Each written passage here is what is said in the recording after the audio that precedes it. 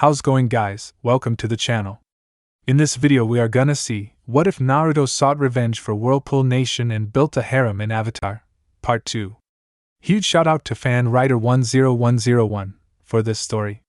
If you wants to see awesome fanfiction like this, don't forget to subscribe. Now let's get into the video. What's so funny? Toph asked, slightly offended. Oh, nothing. Go home and get your stuff ready. I will pick you up tomorrow from your house, Naruto said. He was about to walk away before she stopped him.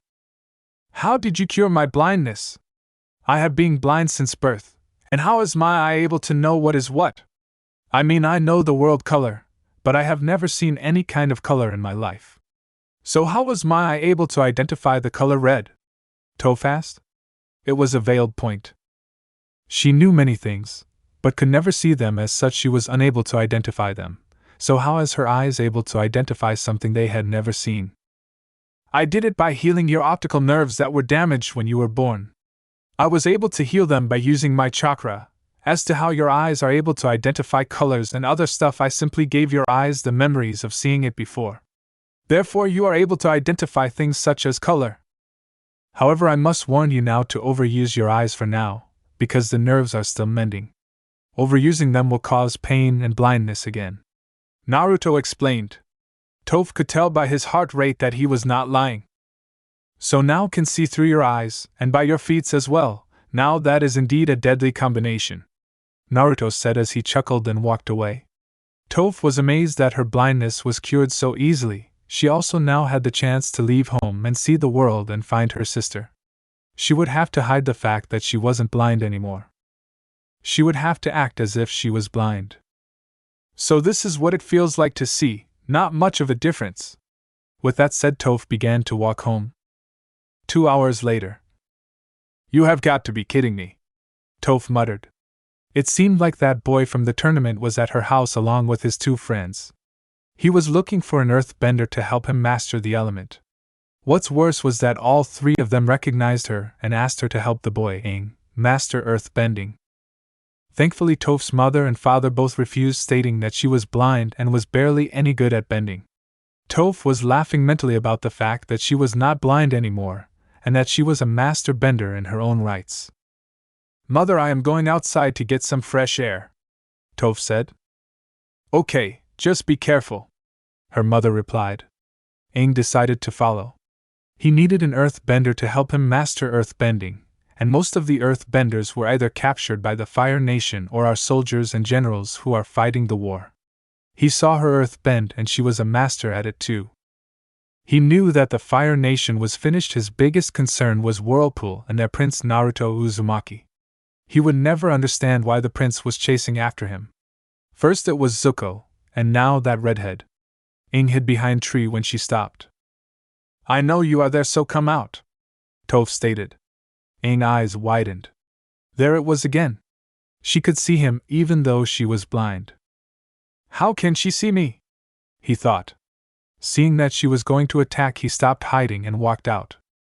I am not here to harm you, I just want you to help me master earthbending, Aang said nervously.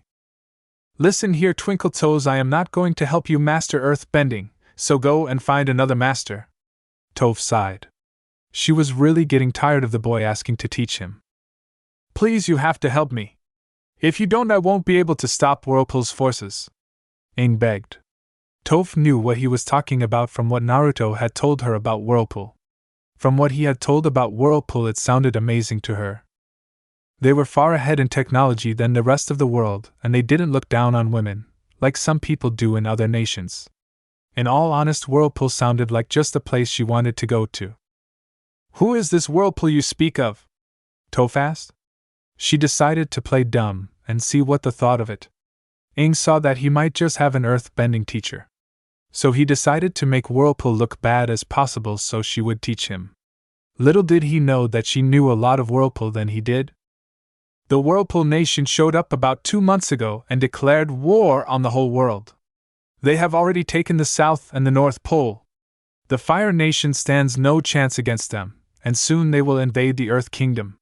They will not stop until the world is in their control. They are worse than the Fire Nation and will spill innocent blood to achieve world domination. Aang explained while lying to her. Toph narrowed her eyes. She knew he was lying from his heart rate. Not only that, but Whirlpool's goal was not world domination, but rather unification from what Naruto had told her. You are lying, Toph said, shocking Aang. He knew he wasn't a good lying, but for a blind person to tell he was lying was pretty depressing. How did you know? Aang asked. Toph just scoffed. I can feel your heart rate, and you were nervous when you were lying to me. So tell what the Whirlpool Nation really is. Toph asked once again. Aang, seeing that he couldn't lie, explained to her everything. How they were sealed by the Avatar 300 years ago, and how they were unsealed a few months and are now after the Avatar. 300 years ago, so Avatar Kyoshi sealed them, eh? That explains what happened to Kyoshi Island a few days ago, Toph said. Aang raised an eyebrow. What happened at Kyoshi Island? Aang asked, but he had a bad feeling in his gut. A few days ago, Kyoshi Island was attacked by an unknown force. They were bombarded for 4 hours straight by unknown ships. All the civilians escaped, but the Kyoshi warriors stayed behind to confront the invading forces. Out of the 100 Kyoshi warriors, only 3 managed to escape. They explained how the enemy struck like lightning, leaving them no chance to regroup and recover. They also watched Avatar Kyoshi's statue was torn down while the enemy cheered. Toph answered. Aang's eyes widened. Kyoshi Island was lost along with most of their warriors, if not all. This was bad. If Kyoshi Island was lost, then the Earth Kingdom was next. Please, you have to teach me. You have heard what happened at Kyoshi, so why are you not helping? Aang begged/asked. Look, from what you have told me, it is the Avatar's fault for sealing such a powerful nation, and by proxy it is your fault. Now they are back and making the world pay for what happened 300 years ago. I will not help you, Avatar, Toph replied with steel in her voice. She knew what Whirlpool wanted, and that was to bring the world under their rule. However, Naruto wanted something different. He didn't want to rule with an iron fist or a dictatorship. He wanted to create a world where there won't be war, poverty, discrimination, and hatred. He wanted to create a world in which people of all religion, race, and ideology could coexist. That was his goal ever since he had started to fight. He had the darker side of war and human nature, and he would not let it happen again. You realize that Earth Kingdom will fall if Whirlpool attacks, right? Aang asked. He was shocked at the girl's response. Good, then let it fall. The Earth Kingdom is ruled by nobility who don't even bat an eye to the poor, which are the masses of their kingdom, Toph replied angrily. Unlike other nobles, Toph had talked to many of the impoverished of her town, and he hated how such good and innocent people were ignored and left to their own devices by their rulers, and all because they were poor. Aang had no reply to that. He had seen the poverty here and could only pity for them. He didn't try to help them, but that was only because he had other things to do, like finding an earthbender to help him master earthbending. He was going to say something, but stopped when Toph sent a boulder at the tree behind him. He was going to ask why she did that, but then saw 2 men from the tournament. Thank God I was able to spot them. Toph, though. It was only through sheer luck did she spot movement by the tree. The first man she spotted was the boulder, and the second was the host of the tournament. The 2 men were stunned by the unexpected attack, and Toph quickly launched them up in the air and smacked them both with 2 pillars made up of earth, sending them flying out of the compound and into some random lake. Soon everyone came rushing out due to all the noise. Well, time to act again, Toph thought with a sigh. She started to act like a blind girl once more.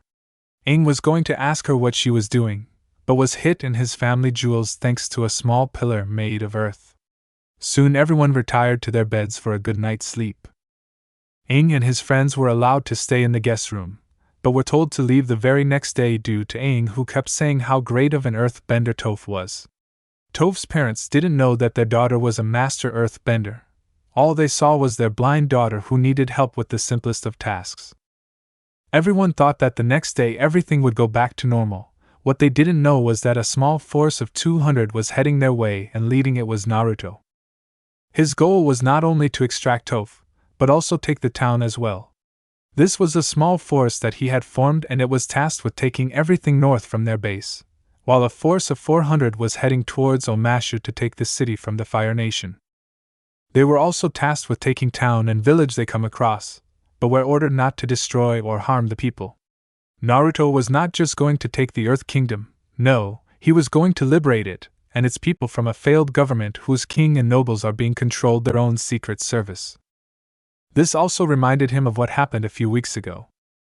A Fletcher-class destroyer was badly damaged by a few waterbenders. As it turned out, they created a mist and used it to hide themselves to get close to the vessel. Once they were close enough, they started raining down spears made of ice on the ship. A few of the spears were able to pierce the deck of the ship and into the magazine, causing a huge explosion. It was only through luck the destroyer didn't rip into two pieces and they were able to put out the fire, but it was badly damaged and sent back for repairs.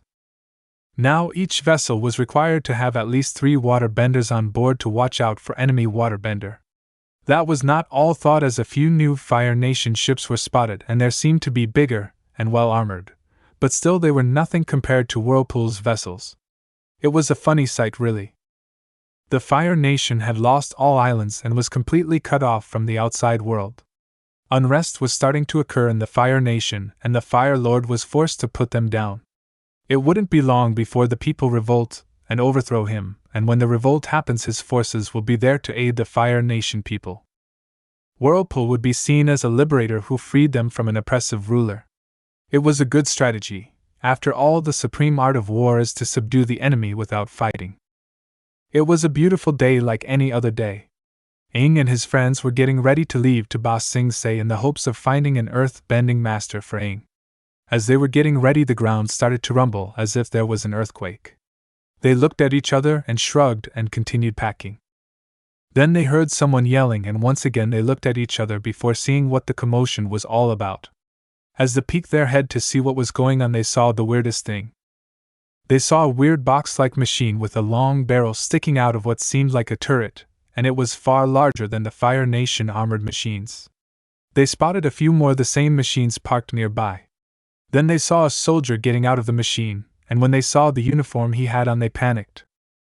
It was the same as the ones from the North Pole. He had a whirlpool symbol on the back of his uniform. "Guys, we have to get out of here now," Aang said. They were about to leave when they heard Toph's father. "You are not leaving, young lady!" Toph's father yelled. "Well, too bad, because I am leaving," Toph answered. Aang and his friends watched as Toph's father was preventing Toph from leaving while her mother was crying her eyes out. "Toph, why are you leaving?" her mother asked. "You want to know why I am leaving? Fine. I want to travel the world and see for what it is, not stay locked up in my own home like a prisoner. I also want to find my sister," Toph answered, getting annoyed by her parents. "Toph, you know as well as we do that your sister is dead," Toph's mother yelled as she cried more, and this time for her other daughter. "No! I know that she is alive somewhere out there, and I will find her," Toph shot back. She was going to leave whether they liked it or not. "But why are you joining them?" her father asked. "Why? Well, for one, their commander gave me back my eyesight," Toph answered, shocking everyone there. "What? Toph, please don't joke around," her father replied. Having enough of this, Toph looked at her father dead in the eye. He could clearly see that she was looking at him. His daughter was not longer blind. Just then Naruto showed up along with a girl who looked a lot like Toph, but her eyes were black rather than cloudy white that Toph had. This was Turin, thanks Regfurby for that name, Toph's twin sister. She was shocked to find out that her sister wanted to find her and blamed her capture on her parents, which was their fault, so she wanted to meet her twin after so long. Toph noticed Naruto and walked to him. "Naruto! You took your damn time getting here, who's?" Toph asked, pointing at Turin, who was looking at Toph with wide eyes. Naruto chuckled. "Well, Toph, I think you know her quite well. After all, she is your sister." Toph's eyes widened and looked at the girl next to Naruto. She indeed looked just like her besides the eyes. "Sister?" Toph whispered, but Turin heard it. She already had tears going down her cheeks when she saw her sister after so long. "Yes, Toph, it's me, Turin, your twin dash." She didn't get to finish as Toph tackled her to the ground, all the while crying. Naruto merely smiled. He couldn't imagine how it would feel like being separated from his sister for so long, but then again his sister would tear down the gates of hell if it meant seeing him. Naruto shuddered at that. He might love his sister, but she had quite the temper. Looking over at the parents of the two girls, they were pale as a pair of ghosts. "You're alive?" Toph's father asked. Turin looked at him with pure hate. "Yes, I am, thanks to Admiral Naruto and his forces. It was because of him that I was saved from that Fire Nation death camp," she answered, shocking everyone but the soldiers there. Fire Nation death camps? The Fire Nation might be cruel, but to set up death camps? Aang and his group were also pretty shocked by the new revelation. "Yes, the Fire Nation has set up secret death camps that to exterminate all enemy benders who are captured. Furthermore, they also send those who speak against the Fire Lord's rule, even their own. However, a vast majority of these camps have been liberated thanks to our forces," Naruto said. Everyone was looking at him, and Naruto, seeing this, was now knew that he had to strike while the iron was hot. "Look around you people. For 100 years you have been at war with the Fire Nation, and for 100 years you have waited for the Avatar, or at least your nations, to do something to stop the Fire Nation. You are waited for one boy to come and save you. That boy has failed you, and so has your nation." The airbenders were all wiped out, and yet the Avatar ran away like a coward. The Earth Nation lost a vast majority of their land to the north, yet your king and leaders did nothing about it. While the nobility grew fat and lazy, the poor struggled to see the next sun rise, Naruto stated while climbing up a tank. The people listened to him like they were kids in a classroom, and he was their teacher. 300 years ago, the Avatar sealed my people off from the rest of the world. However, a few months ago, a Fire Nation armada broke that seal in the intent to invade us. That fleet never returned to the Fire Nation. Why, you may ask? Well, it is because we destroyed them. The nation of Whirlpool is strong with technology far ahead of this world's time. Our military might far surpass any nation, and with it we shall bring down the Fire Nation. However, your nation is also a target. For you see, we are trying to unite all nations. The South Pole has already joined us along with the North Pole. The Fire Nation will soon fall. This nation will be next. However, we do not fight the weak and the poor, but rather we seek to liberate them from the poverty they have lived in for such a long time. So I urge to join us. I would rather fight the nobility who has ruined your nation. The mass of this nation have tried to protest, yet they are easily put down. I stand before you, giving you a chance to change history. No longer will we wait for one man or woman to change the world, but rather we shall change the world with our own hands. For the power to shape our future lies within our hands." Naruto cried out, earning roar of approval by everyone other than the nobles, who feared for their lives. Aang was shocked to the core. Naruto had just denounced everything Aang believed in and stated that the world didn't need him. The airbenders were dead, that much he knew, but for him to be the cause of their deaths? What if he had stayed and trained 100 years back? Could he have prevented the Fire Nation from killing so many people? He didn't know, but what he did know was that he has failed as the Avatar. The world was slowly, but surely giving up the belief that the Avatar will help them. The world was changing, and with change some things are left behind by the sands of time. He was broken out of his thoughts when he felt two hands on his shoulders. He turned around to see his friends. "Don't listen to him, Aang. You are the Avatar, and you alone can bring balance to this world. I believe in you," Katara said. "Why, so what if he thinks that the world doesn't need the Avatar? PFF. Like he knows what it takes to be the Avatar," Sokka said with determination. Aang smiled. So what if the world thinks he wasn't needed? There were still some who believed in him. "Thanks, guys, but I think we should get going," Aang suggested, earning nods from both of them. However, just as they were about to leave, they were spotted. "Look! It's the Avatar!" a soldier cried out. Soon everyone turned to look at a flying bison. "Quick! Man that tiger and shot that bison out of the sky!" an officer ordered. Soon one of the many tiger tanks came to life. The gunner had one shot since the bison was barely off the ground, and the reload rate would take too long before the bison escaped. "Fire!" the officer yelled as the gunner fired the he shell towards the bison. Aang luckily saw the shell coming heading their way and sent a blast of wind to destroy it. However, when the blast of wind made contact with the shell, it exploded, sent hot shrapnel Appa's right hind leg. Appa cried out in pain, but managed to fly up high enough. The soldiers quickly prepared the anti-air, however Naruto stepped in. "Hold your fire, men," Naruto ordered, earning confused looks from everyone. Naruto took a deep breath before speaking. "Run away to your little hideout, Avatar. Just like you did 100 years ago. Know this, that you can run, but you cannot hide from us. Your time will come," Naruto said while watching the flying bison vanish in the clouds above. The Avatar had everywhere to run, but nowhere to hide. Across the Serpent's Pass, ships could be seen unloading men and equipments on the shoreline of the lake. However, these were not warships, these were transport ships, and they were here for one job: to set up a factory. However, unlike other factories, this was a field factory, meaning they were going to assemble something on the field. "I can't believe they want us to make this behemoth of a tank in enemy territory," a worker said as he ate his sandwich. "I don't worry about it.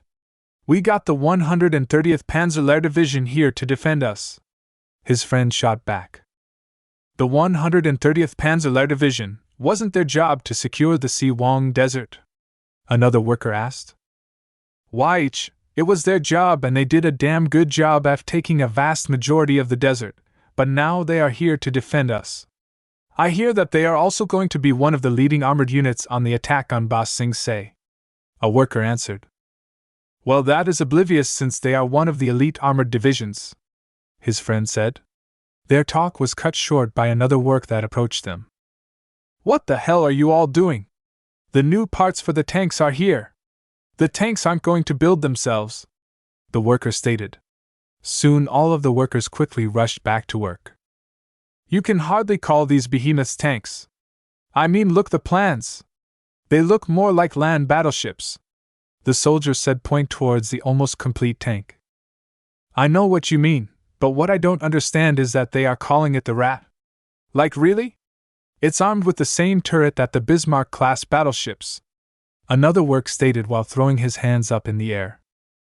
"The correct name is the Landkreuzer P-1000 Rat, so it would be a land cruiser, but enough of that, we still have 3 more to finish. Now get to work," the leader of the workforces stated. The Landkreuzer P-1000 Rat was designed for one thing and one thing only: bring down the walls of Ba Sing Se. It has been almost a whole month since Naruto's last encounter with the Avatar, and during that time he'd been moving around quite a lot. The first order of business was how they were going to get the P-1000s through the sand and towards Ba Sing Se. Out of the 4, only one was complete, and they were currently testing it, and found that due to the sheer weight of that tank it would start to sink in the sand. Then one of the engineers stated that they build a specialized roadway for the tanks. At first the idea was shot down. It was due to the concrete used to build roads was not strong enough. However, that all changed when a new type of concrete was made a few days ago. It was called ultra-high performance concrete, and it was made by combining cement, silice fume, quartz flour, fine silica sand, high-range water reducer, water, and steel. This new type of concrete could hold up to an impressive 29,000 pounds per square inch and flexural strengths up to 7,000 pounds per square inch. However, the machinery to build such a long road would first need to be built itself. Naruto fixed that problem by ordering his water and earth benders to build that road with the materials. A very labor-intensive task. However, before they could even begin, they needed to learn how to properly mix the materials and then earth bend it all into place. It would be slow build. The next order of business were the small groups of waterbenders, who now had earth benders helping them, attacking their ships in the north. As of yet they didn't lose any ships, however a few were damaged during these raids. Mito had ordered reconnaissance to be done on the small islands and other locations in the north. Once they had obtained the locations of the raiders, Mito ordered aerial bombardments to completely level the enemy camps. Mito could be ruthless at some times and very forgiving the next, just like their mother. Speaking of their mother, Naruto was currently with her talking down an order hallway within the Uzumaki Palace. He was recalled back by his mother for some reason that he did not know. However, he did a single mistake, and that was to bring Toph along. Apparently she wanted to see Naruto's home herself, and he himself wanted his benders to see their new home. However, when they got there, Kushina was already waiting for her son, and when she spotted Toph, she had teased Naruto nonstop. Naruto, what I am about to show you must be kept secret. Only the Uzumaki and other people in the military know of the secret I am about to tell you, Kushina said with a serious face. Naruto mirrored the same serious face before nodding. Kushina nodded before opening a door. Naruto's eyes widened all of a sudden. The room was massive and had rows of bookshelves. Kushina asked Naruto to follow her. Soon they walked to a place which seemed like the center of the massive library. There was a very large round table, with what seemed like a map, but the thing was that it was a map Naruto had never seen before. Seeing Naruto's confusion, Kushina spoke up. Naruto, have you ever wondered how our people are so advanced compared to the rest of the world, or how we have strange names for our military weapons and our technology in general? Kushina asked. Naruto thought about it for a second before nodding. He did question why they had strange names. Well, Naruto, the behind that is simple. Those weapons exited in the past, Kushina answered, making Naruto's jaw open and eyes widened. You see, Naruto, the map you see before you is one of the few maps of the old world. This world was lost, and so was its knowledge about it many years ago. The world today looks very different in terms of geography. However, what we do know is that there is now record of history of that world after the year 1962. It is like after 1962 nothing ever happened. We do not know what happened to the world back then, as there was no recorded event of what happened. However, we believe that something happened that changed our world. Most likely the spirits themselves interfered. She continued. Naruto was utterly at a loss for words. There was a world before the Avatar and them? However, 400 years ago, when our people had first made small towns and villages in the South Pole, they discovered many lost cities and structures. Within them we found knowledge of the old world and we learned from it. That is how we invented the gunpowder. It was the history within these books that allowed us to learn and expand our knowledge base. Kushina said. Wait. Why did we keep all this a secret? Why not tell it to the world? Naruto asked. It was a valid question. Kushina sighed. We did try, Naruto. What do you think got us sealed away by the Avatar? When we first found the ruins and the knowledge, we were excited. Our people had the power to change the world. However, when we presented what we found, we were called heretics, and it was all because of the Avatar. The Avatar during that time learned of what we found and immediately stated that we would bring doom to the world. The rest of the world who worshipped the Avatar like a god followed his example. This led to our people being shunned and driven out. When our people learned of the armies heading towards the South Pole, they immediately gathered all records and documents and sent them here. The ruins were destroyed to prevent them from falling into the wrong hands, like the Fire Nation. Kushina answered. She looked at Naruto and saw him looking at a world map of the old world. There were more countries and more land than currently, but his attention was drawn to an island country towards the east. Kushina had noticed that. You are looking at the country to the east, right? That country was called Japan. Kushina asked. Naruto nodded. I don't know why, but there's this strange pull when I look at it, Naruto said. That is because the Uzumakis are descendants from Japan, Kushina stated. This confused Naruto. Naruto, have you noticed how many of our names, buildings, and culture is very different from the rest of the world? Kushina asked, earning a nod from Naruto. That is because we are descendants from Japan, therefore we have different sounding names, different styles of building, and a different culture. The rest of the world mainly consists of Chinese descendants. However, we do have a few other descendants from other nations of the past living in Whirlpool, such as German, which your father was of. Kushina stated with a sad smile. Naruto knew that her mother really loved his father. It was because of that love that she refused to remarry to anyone. Anyways, I believe one of the factors that we were shunned 300 years ago was because of our ancestors. The Chinese and Japanese never got along well, so you could say that the hate still exists even if they do not know of the past, they still hate. I for one believe that the spirits are to blame for setting humanity back, Kushina stated. Naruto was reading over different historical accounts and was amazed. The old world was far more advanced and was changing rapidly. Governments were becoming democracies, except for the communist-influenced ones. Technology was far more advanced, and they even had a thing called the United Nations or UN. It was shocking to know that humanity had fought more violent wars than those of today, but even so they still strived for peace. Naruto was taking in everything. The world right now was broken, set back to the feudal ages again. All the progress man had made was wiped clean, but by whom? Spirits were likely ones who did such a thing, but why? He didn't know, but he was going to find out. A few hours later. Are you going to show all this to Mito? Naruto asked his mother. When she is your age I will, since ever Uzumaki knows supposed to know all this. Kushina answered. Soon they started to walk out. Naruto was going to stay for a few weeks. He wanted the benders to explore the city outside the palace.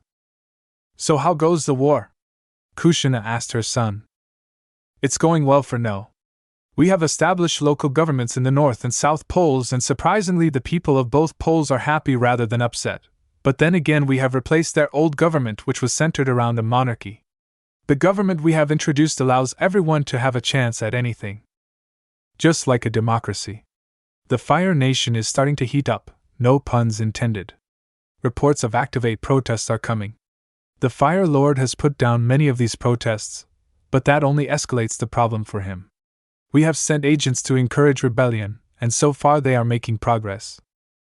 Akira's block has sunken up to 200 ships belonging to the Fire Nation and the Earth Kingdom. I have dispatched the 7th Panzer Division to head into the Siwang Desert to find the so-called library, which is said to hold many great secrets. Naruto chuckled. Kushina raised an eyebrow and asked why he was chuckling. Oh, it's because I feel stupid now. The 7th Panzer Division, a division complete remade on the basis of the first one, only difference is that it's now commanded by Erwin Rommel. Unfortunately, he was a good commander. Naruto answered. Naruto had looked up the last great war of the old world and Rommel caught his eye. The man was a genius when it came to desert warfare and an excellent tank commander. He was a humane and a professional officer who refused to carry out war crimes such as killing civilians or killing captured enemies. A shame that he was forced to commit suicide on the orders of his insane leader. You should really look up Rommel, one of my favorite commanders of WW2. Kushina nodded. She had read of on the Second Great War, which was by far the bloodiest and horrendous war to date. Anyways, Mito is taking care of those waterbender hideouts. The city of Omashu has also been taken by our forces. It was surprisingly controlled by the Fire Nation, but they were easy to beat. However, the king of the city, Bumi, escaped. According to the men, he is very skilled at earthbending, but is a little crazy. Naruto said with a sweet drop. He remembered reading the reports of Bumi and his escape. Never had his men ever been so humiliated by flying pies. Moving on, our P-1000s are done, but the road for them has yet to be. However, a few weeks back we had reports of the Fire Nation attacking Ba Sing Se with a huge drill. Naruto stated. Really, who the hell uses an oversized drill bring down the wall? They could have sneaked in troops and have destroyed the gates from the inside. Then again, seeing a huge drill bring down your wall must be frightening. Kushina laughed at that. She asked if the Fire Nation succeeded. No, their drill was destroyed by the Avatar and his friends. However, I have a feeling that the organizer has a backup plan. Well, the attack on the city only us, since their forces are trying to dismantle the drill, and we can use that to our advantage, Naruto said as they entered a map room. They walked to a table with Ba Sing Se map. As you can see, the 4 P.1000s are going to be divided up. Each will have 2 tank divisions supporting it along with infantry supporting it. I am also going to have our benders also supporting. Also, I am having some our elite golden chains users aiding them, Naruto explained. Kushina nodded. It was a good plan. With 4 P.1000s attacking from different locations would forces the Earth Benders to divide their forces. They would also have to leave the city to attack the massive tanks. This would mean that they would be leaving the protection of their city walls, leaving them defenseless. Many of his officers advised him to launch air raids on the whole city till it surrenders. However, Naruto rejected that idea since a vast majority of the targets proposed were civilian targets. Naruto, you do know that the people do not like your idea. You allowed the benders and the outsiders to enter our ranks and now our nation. You must surely know that our people are highly xenophobia, Kushina said. I know that, and to be honest, that is foolish. I know that I am going against the norm, but if the people here at home saw what the world outside was like, then they would forego their foolish fear of them. I know I am probably foolish and I might be an idealist, but is it wrong to give people a second chance? Is it wrong to save people from poverty? The Avatar abandoned our people long ago. I at first thought that perhaps that the Avatar could be given a second chance, but he gave up on the outside world as well 100 years ago. He had his chance and he screwed it up, Naruto said, and he looked out the window towards the ocean.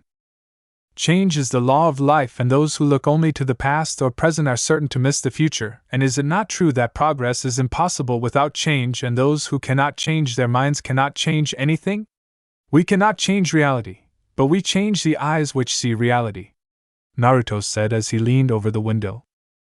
It's kind of funny, really. Everyone thinks of changing the world, but no one thinks of changing themselves, Naruto said with a chuckle. Kushina could not be any prouder of her son. He was different. He went against the norm. He chose to forgive the world. He chose to save the people from the outside world. She was broken out of her thoughts when Naruto dropped a book on the table. She looked at it and knew that it was his journal. She looked at him with a raised eyebrow. Publish that journal. It contains all the horrors I have seen so far. Let the people decide after they know what the world outside is like.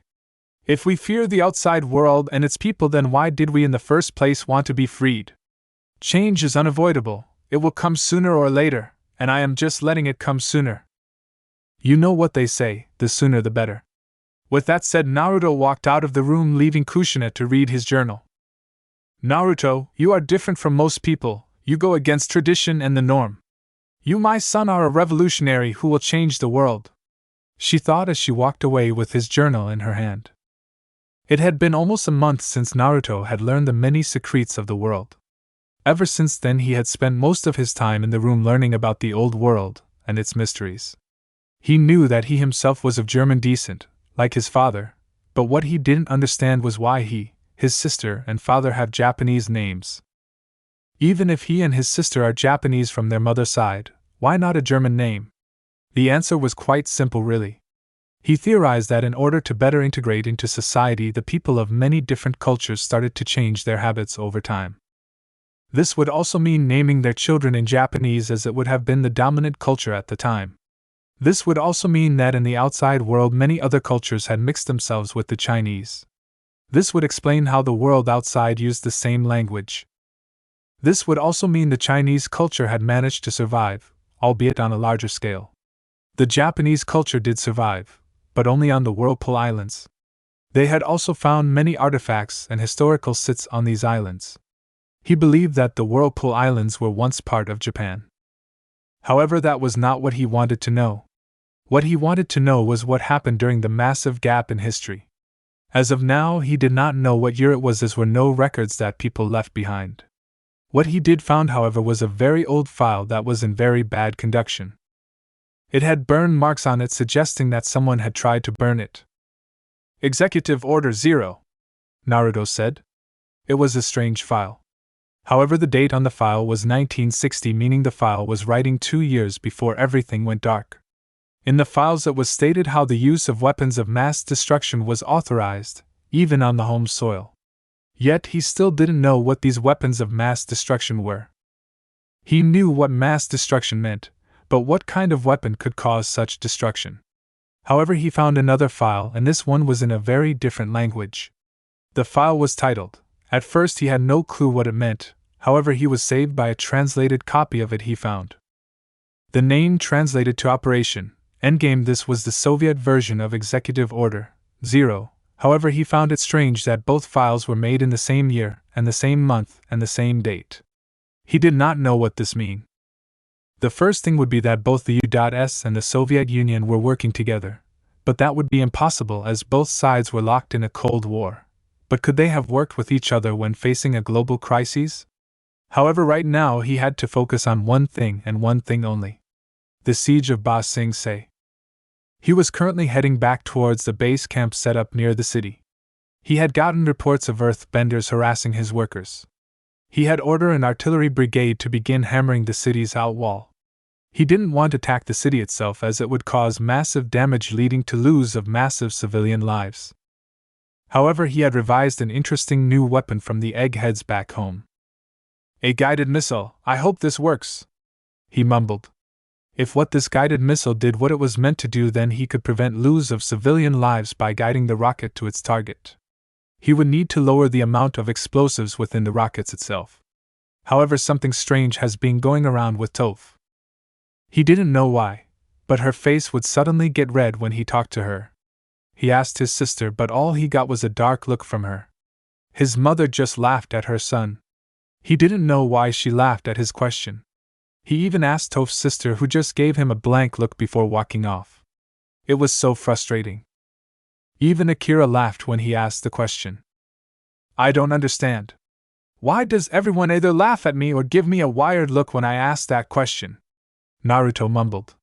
He hated it when no one answered his question. He was broken out of his thoughts when the ship docked. Getting off his chair, he disembarked from the ship, all the while his men saluted at him. Get me the commanding officer of this base at once, Naruto ordered, and soon the commanding officer was standing in front of him. Corporal Sadao Nobuo, reporting, sir, the name said as he saluted. Naruto nodded. At ease, Corporal.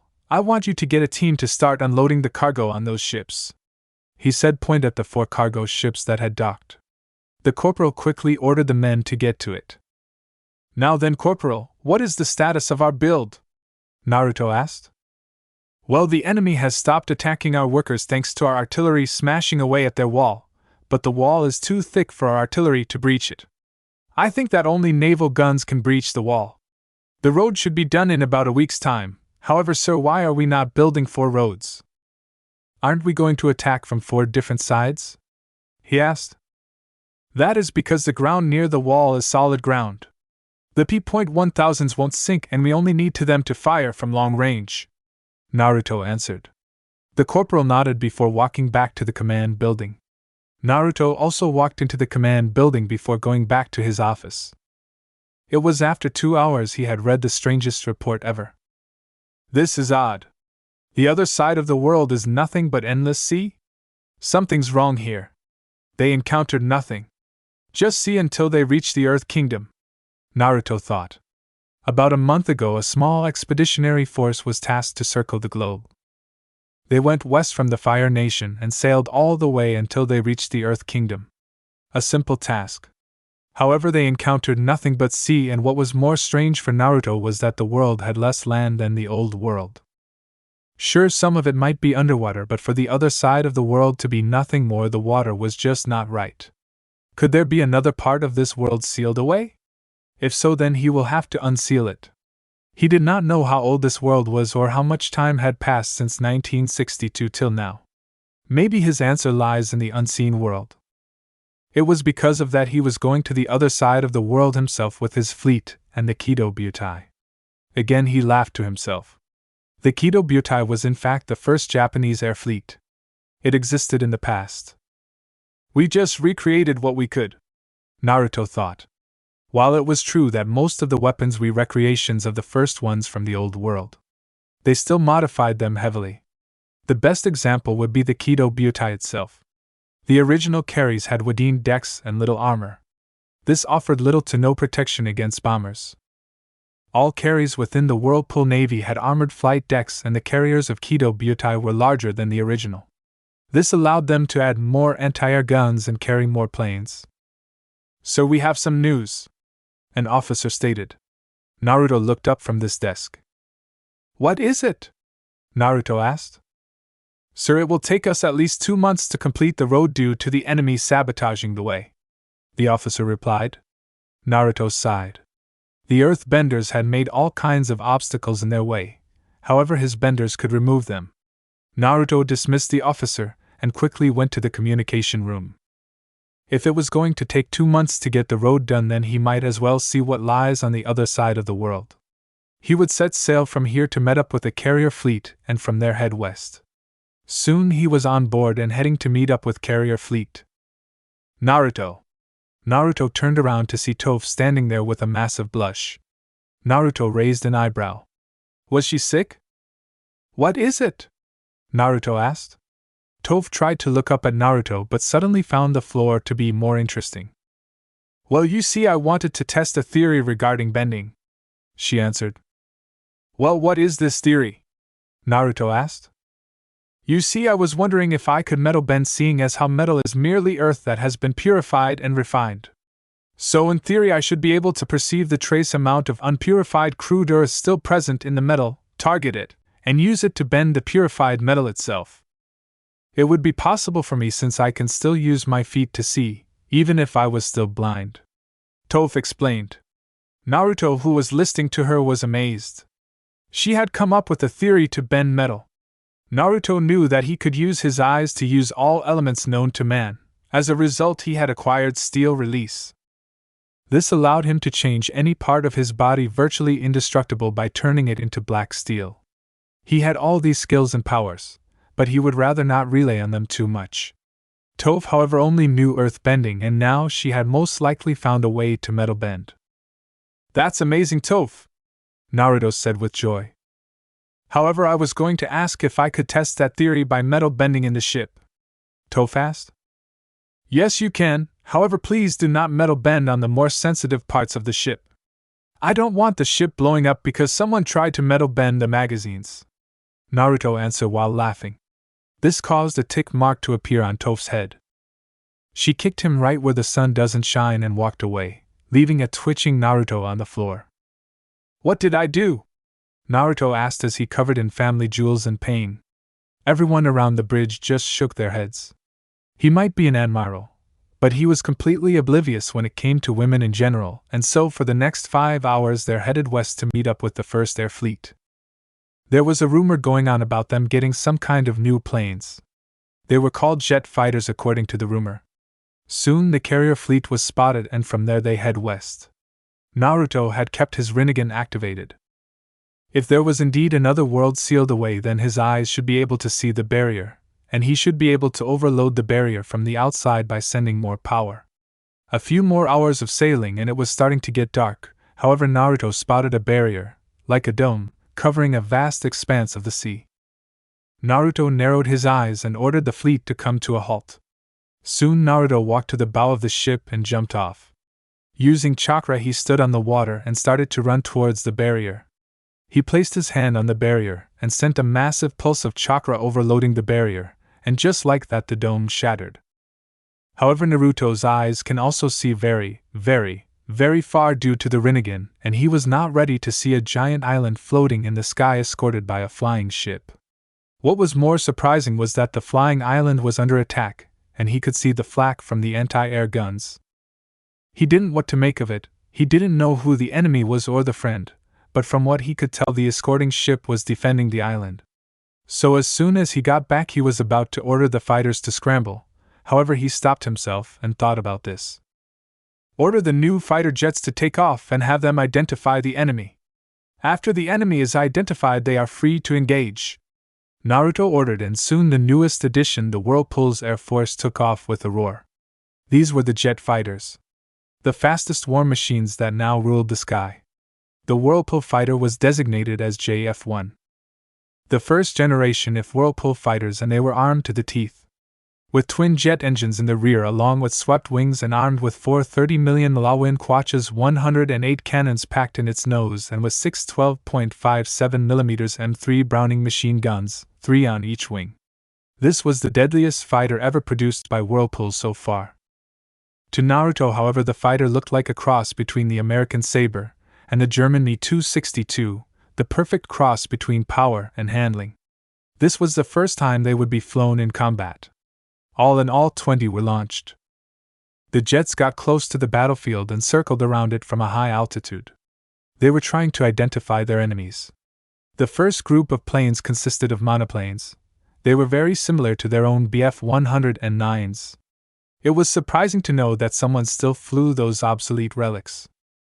The Whirlpool Air Force had long since replaced the Bf-109 series. The A-6M, or better known as the Zero fighter, had replaced the BF-109s since the BF-109 series were not compatible with carriers, meaning they did not have the right build to land on a carry safely. They tried to modify them, but they would lose firepower and speed. With the Zero, however, they lose none of that, and in fact most of the Zero series were had up to 4 20mm cannons, along with 2 machine guns. Engines were improved for greater speed and the planes were more armored. However, Whirlpool Islands had their very own defense air garrisons, and almost all of them used the Focke-Wulf FW-190, a far superior plane to the BF-109. The second groups of planes were those really planes.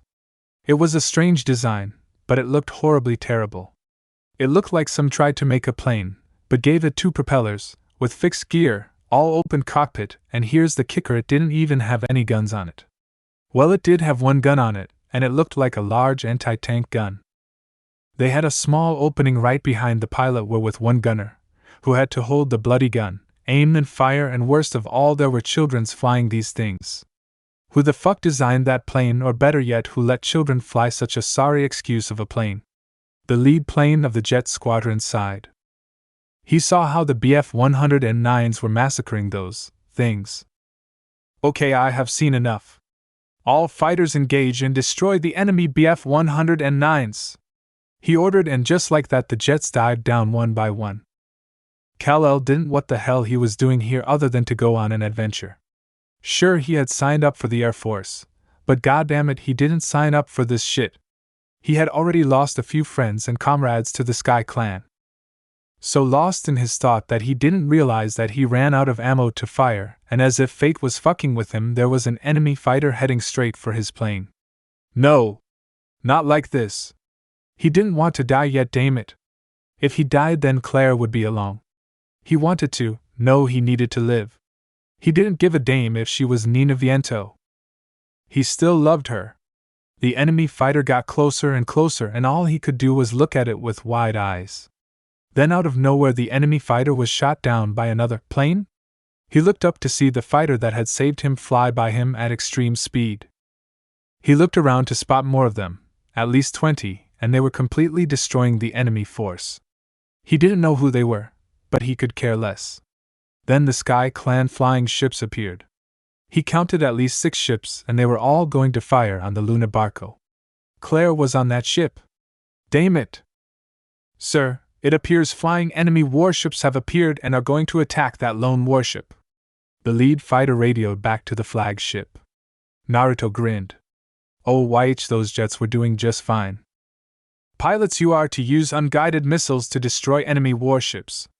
Aim for their bridges, Naruto ordered. Internally, Naruto scoffed. Who the fuck makes flying ships and has 1 bridge to operate the whole damn thing? Once you knock the bridge out, say goodbye to your ship. The pilots all flip a switch, and underneath the wings 8 unguided missiles appear with 4 under each wing.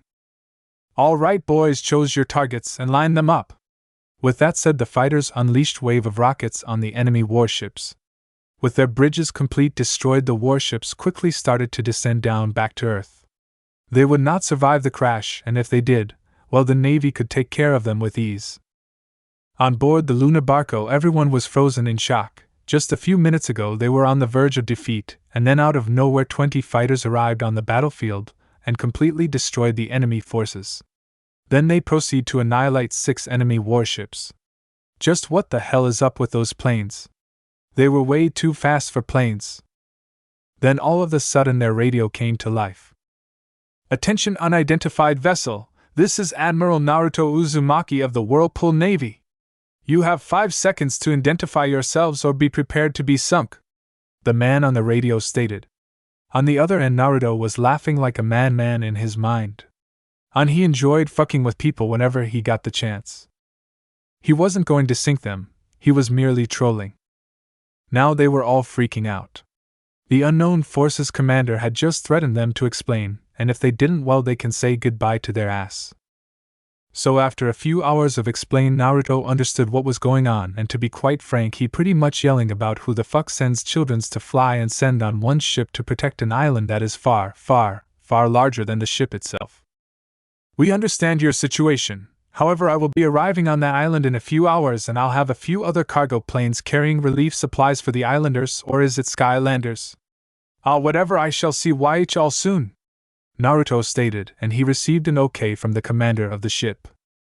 Naruto then ordered 6 C-54Cs ready for launch with supplies.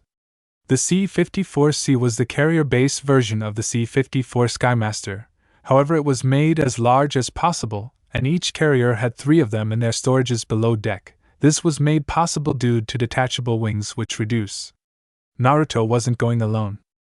He had 30 guards going with him along with Toph and her sister as well. Soon he boarded a C-54C and was on his way to the flying island. A few hours later, Naruto looks out this window to see the massive island. He wondered how they built such a thing, but then again it didn't look like it was engineered. As they got closer to it, he could see the craters caused by enemy planes, mostly likely dive bombers since the strikes were too precious to be an attack from a bomber. He also noticed how the island defenses were all destroyed, while there were any to begin with anyways. He could tell that these people were poorly papered to venture into the unknown. They only relied on their pilots and escorts to defend them. Whoever was the brain behind this expedition should be relieved of their duty. Soon the planes land on a very heavily damaged airfield filled with craters and destroyed hangars.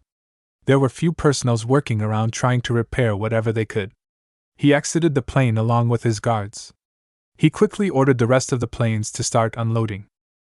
He noticed the airfield personnel talking with each other and point towards them. They had most likely never seen a plane like theirs before, or Whirlpool soldiers in fact. Soon a car escorted by 2 trucks loaded with troops arrived. They unloaded and approached him. Naruto noticed they had never truly fought in a war. The only ones he could point out were 2 men and a woman. As for the other group, they had never seen planes this big.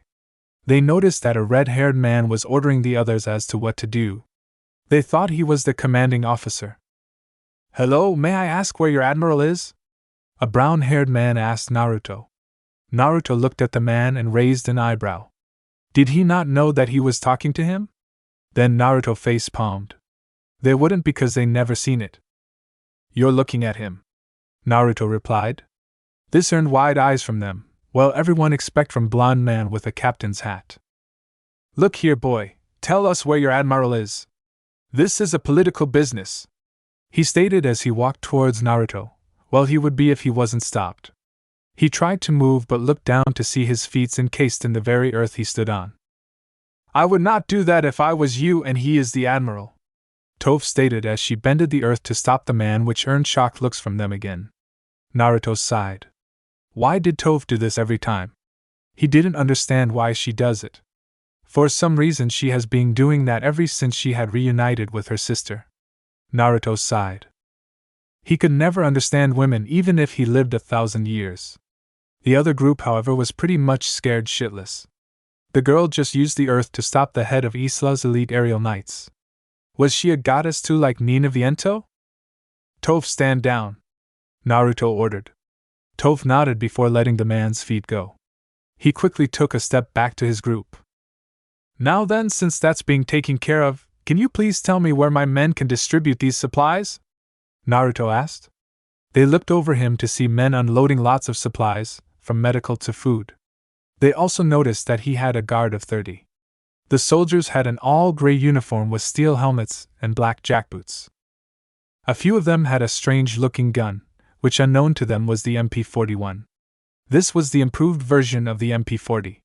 The MP-41 had a large rounds and more ammunition, and the stock was replaced by a wooden stock, which had components in it that absorbed most of the recoil. Some soldiers were armed with the STG-45, an assault rifle able to fire full auto or single shot. However, unlike its predecessor, the STG-45 was not a tightly built gun. In fact, it was pretty loose. This meant that there were less chances of it jamming on the user, and it was more durable in almost any environment. Hell, you could throw one in a pile of mud and stick it in a locker, and it would still work fine after a month. The gun was very easy to take apart and put together. However, all of the soldiers were armed with a Kar-99K. This bolt-action rifle was modified to where it could fire without the need to pull the bolt back. it was still able to retain its performances and was the stand-issued weapon to all Whirlpool military personnels. Our guards will tell you where they are needed, but for now please follow us, the women stated. Naruto nodded and boarded one of the trucks along with Toph and her sister. A few hours of driving towards what seemed like the palace. Along the way they went through a small town which was left in ruins due to bombing raids. Soon they arrived and entered the palace. They arrived in a circular room with a round table. Everyone took a seat and sat there in silence until Naruto spoke. Now then, I believe proper interdictions are in order. As you know, I am the Admiral of the 2nd Whirlpool Fleet, Naruto Uzumaki. However, I know that you want to talk politics and would most likely want to talk to a political leader of Whirlpool. So let me also state that I am Naruto Uzumaki, heir to the Whirlpool Nation. It would be wished to attack me or any of my men, because if attacked I shall see it as a declaration of war, and this will be one war you cannot win, Naruto said seriously. He really didn't want to get in a war right now as it would stretch Whirlpool's forces too far out. Now they were shocked. The boy wasn't just an admiral, but was bloody royalty as well. They would have to be careful around him and his forces. They would have to be, since the boy had just threatened them with war should harm befall on him or his troops. They all nodded. They could barely fight off the Sky Clan, and from what they have seen this Whirlpool Nation is far superior than the Sky Clan. They were about to talk when one of Naruto's officers walked in. Sir, Anther Flying Island has been spotted a few miles away from our fleet. They had launched an attack on our fleet but were repelled. No casualties so far. Orders, sir? The officer asked. Order the carriers to launch dive bombers and fighter escort. Have the jet fighters also launched. Also have the remaining C-54Cs prepared to launch with use of Black Ops. Their mission is to power drop on that island and kill the enemy forces. Avoid any civilian casualties, Naruto ordered. The officer saluted and walked out to the radio man to relay the orders. User Black Ops were the best of the best. They were trained to wield the golden chains and in standard military training. If you wanted to destroy an enemy fortress, look no further. A team of 10 User Black Ops is worth 1,000 men. Naruto had ordered 50 of them to take the enemy island, and come hell or high water they will take it. Everyone was once again in shock. An island filled with members of the Sky Clan was taken over in less than 4 hours. It started out with heavy bombing of enemy defense structures. They tried to retaliate, but were no match for the Zero fighters. Soon the Black Ops were dropped in and they split into teams of 5. The 5 teams quickly started to locate officers, commanders and the command structures. Whirlpool heavily taught their soldiers that an armed force lacking officer and a commander was an ineffective force. As a result, they were taught to take out officers and commanders. This was a very useful tactic that came in hand against larger armies. Like the old saying goes, cut of the head and the rest will follow.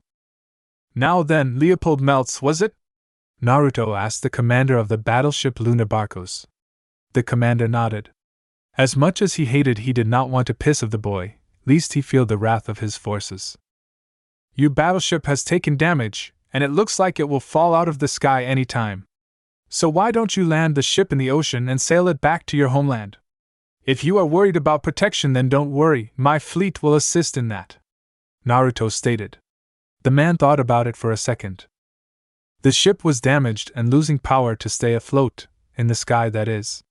He nodded and went to order the ship to land. Wait, what about that island?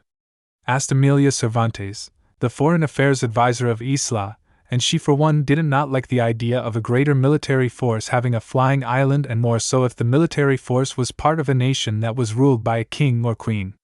Let it be known that she for one did not like kings and queens. In fact, most of the Balsteros Empire did not like the idea of a single ruler that dictated what goes or not. The island will be under Whirlpool control, as it was my forces that captured it, Naruto stated as he started out the window. Wait, we can't go back. We need to know what lies beyond, Luis de Alarcón, the navigation officer, stated. He for one didn't want to go back after coming this far. Naruto turned to him and looked at him. Then he pulled out a book and threw it at him. The man raised an eyebrow. That book is a copy of my diary I have written over the course of a whole year by now. Everything stated in the book is true. What lies beyond is a world which has been at a constant of war for 100 years. My nation was merely released from our injustice captivity. Now we wage war to unite the world under one banner and to bring peace. Naruto answered. Now that he knew that there were in fact nations that could oppose the Whirlpool forces and have technology to back it up. He did not want to get in a war with this unknown nation yet. The island was badly damaged and there were most likely civilian casualties. They people needed help and he would give them that. The towns on the island were all bombed, so living in them would be pointless. These people needed temporary housing, food and medical treatment. He would escort them back to their mainland and then return back home. After all, he did have a war to win. Can you lead me to an open field? Naruto asked them. They raised their eyebrow, but shrugged their shoulders. So they led him to an open field that was big enough for 2 towns to be built in. Along the way, a crowd of people began to follow them. They had never seen these strange people before, and they knew that they were the ones who saved them. Naruto looked around and nodded. This was the perfect place to test out one of his techniques. He went through 3 hand sings very quickly and slammed his hands on the ground. Wood release, serial pillar houses! Naruto yelled out, and right before their eyes several houses made of wood started to build themselves. This left many of them in shock. The young man had just used wood to make a whole town in just a few seconds. He did appear to be exhausted, thought. He then turned to Toph and Turin. Can you two make a trench that runs through the middle of the town and connect it to that lake? Naruto asked while pointing towards a lake. The 2 sisters nodded and split the ground open and did so until it reached the lake. The trench itself was not that deep, nor was it that wide. It was the best way to ensure that fresh water was available to the makeshift town. This will be your makeshift since most of your towns have been bombed by the so-called Sky Clan. You will all be given medical treatment and supplies from me men who will arrive here soon. Now if you'll excuse me, I have to return to my fleet, Naruto stated before he and his troops left. A few hours later, Leopold Meltz had seen much during his life. He had witnessed the fall of an empire, and he himself had spearheaded that fall. Then he was sent on this island and told to defend it with only 1 warship. But then again, the new nation could not spare any more warships to spare, as vast majorities of them were lost during the Civil War. The Empire never really had much of a fleet. Some 57 warships were commissioned during the Empire's rule. Only 14 of these ships remained after the war. However, had never seen what Whirlpool had to field, and from what he could gather, this was only one of their 4 fleets, and it was massive. The fleet consisted of carriers, which were stationed in the middle of the fleet. They were protected by destroyers, then cruisers, and finally battleships. Oh, those battleships were massive and with the largest guns he had ever seen. He could not believe that a nation was able to fund such a massive navy, but here was the proof. This might be good or bad, since there is a nation that has the ability to go to war with us and win. He wasn't a fool. He was a realist who only saw the world for what it was, not like the bureaucrats back home with their idealist beliefs. He was concerned, and he had the right to be.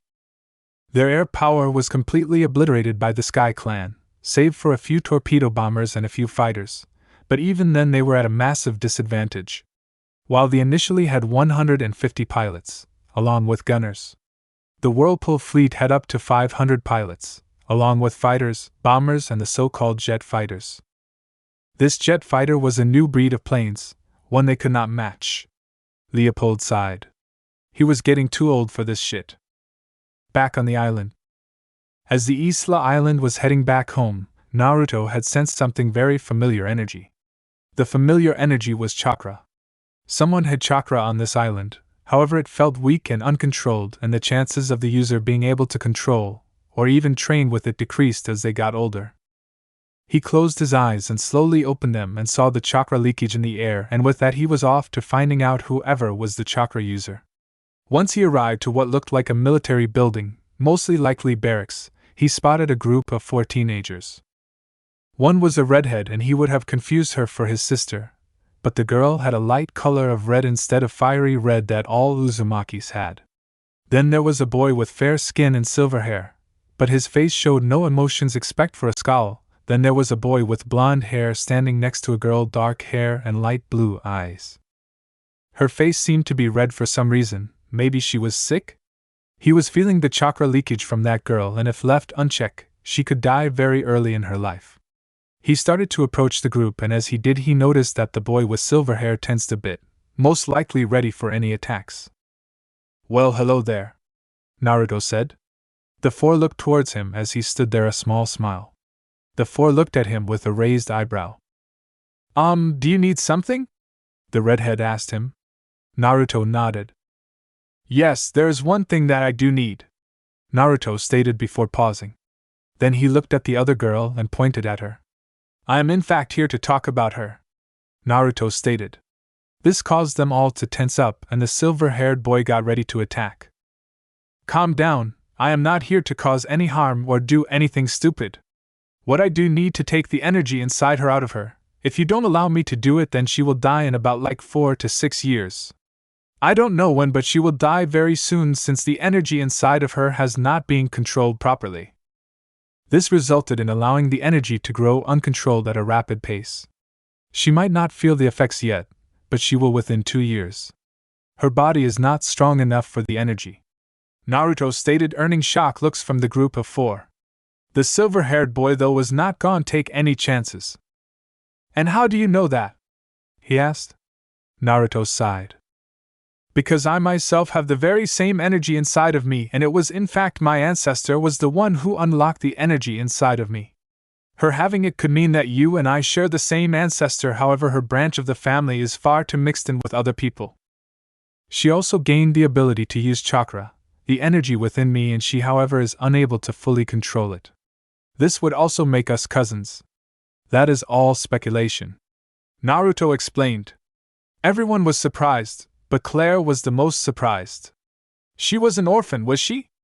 I really don't know since I am going off the anime. Correct me if I am wrong. She had always wondered if she had a family, but ruled out that possibility long ago." She looked down to the ground and looked back up at him. "Can you confirm that we are related?" she asked. Naruto thought about it, but then realized that he could create a piece of paper that allowed him to test the blood of two people and tell many things about the blood, including if they are related. "Yes, I can," Naruto stated, and they closed his eyes. They all wondered what he was doing before he reopened them. His eyes had changed color to a purple. He went through some hand signs and slammed his hands together, and right before their eyes a piece of paper started to form. Soon it was complete. He pulled out a knife and made a small cut on his hand and allowed the blood to fall on the paper. The paper soon started to form words. Soon there was information on his blood writing right on the paper. He looked at Claire. "I will need your blood as well," Naruto said. Without any hesitation she grabbed the knife from his hand and almost slashed it across her palm. She let the blood drop onto the paper. She held her breath as she watched the blood fall onto the paper. Could she really have any kind of family left in this world? She didn't know, but she hoped that she did. She was an orphan and never knew any family, and people would stay away from her due to her powers. She watched as words started to form on the paper. She waited until all the words were written out.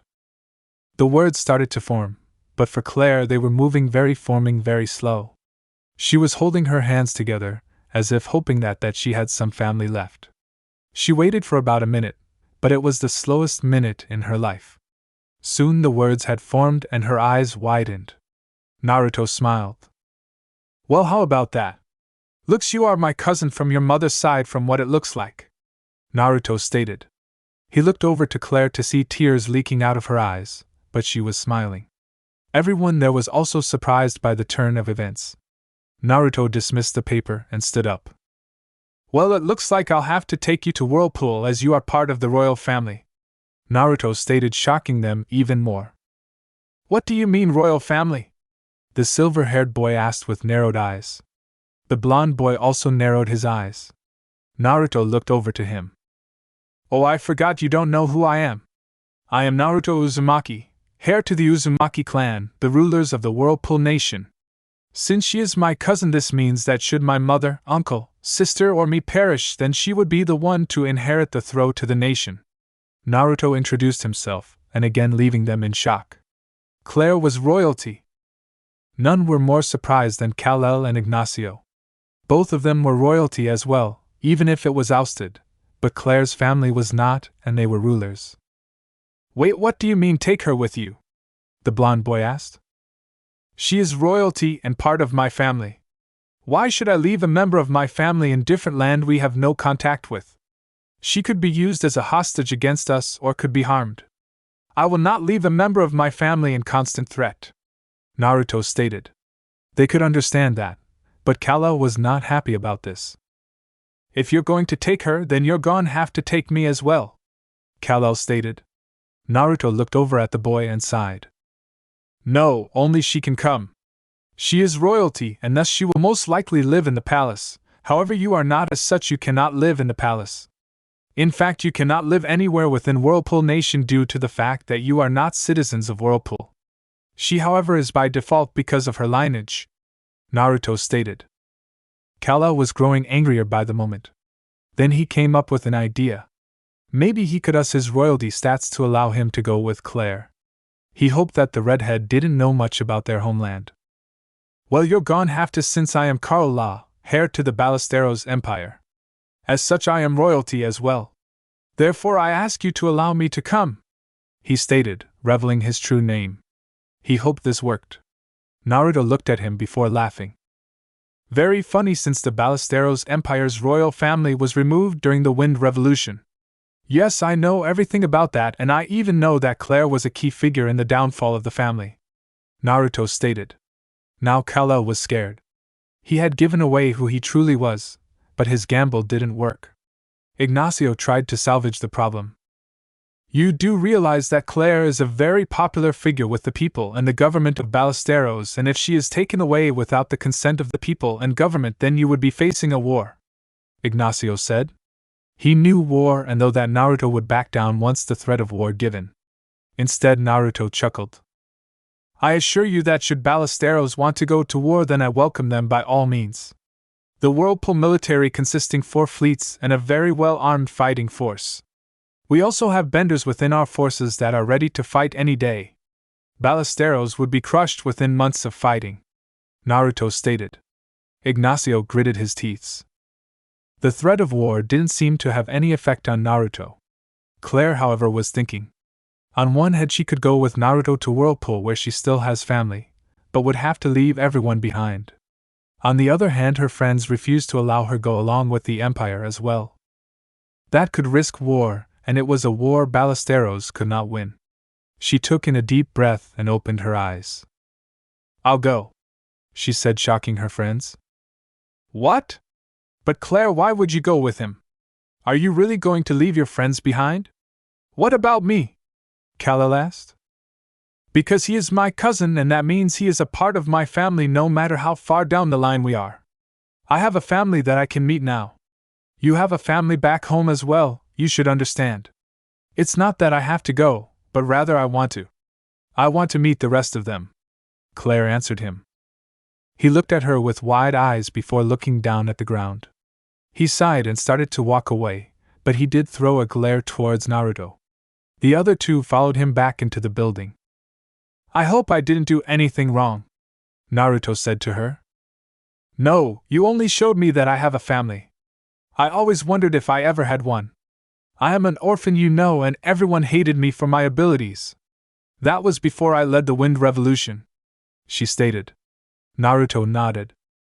In about 3 days we will reach the Ballesteros Empire, and a day after we shall sail back to Whirlpool, Naruto told her. Now hold still and let me extract the unstable chakra from you. I must warn you though that I could possibly supercharge your Uzumaki genes. If that happen, then you will be able to the golden chains of our clan, and your hair will also turn the same shade of as mine. All Uzumakis have red hair, Naruto said.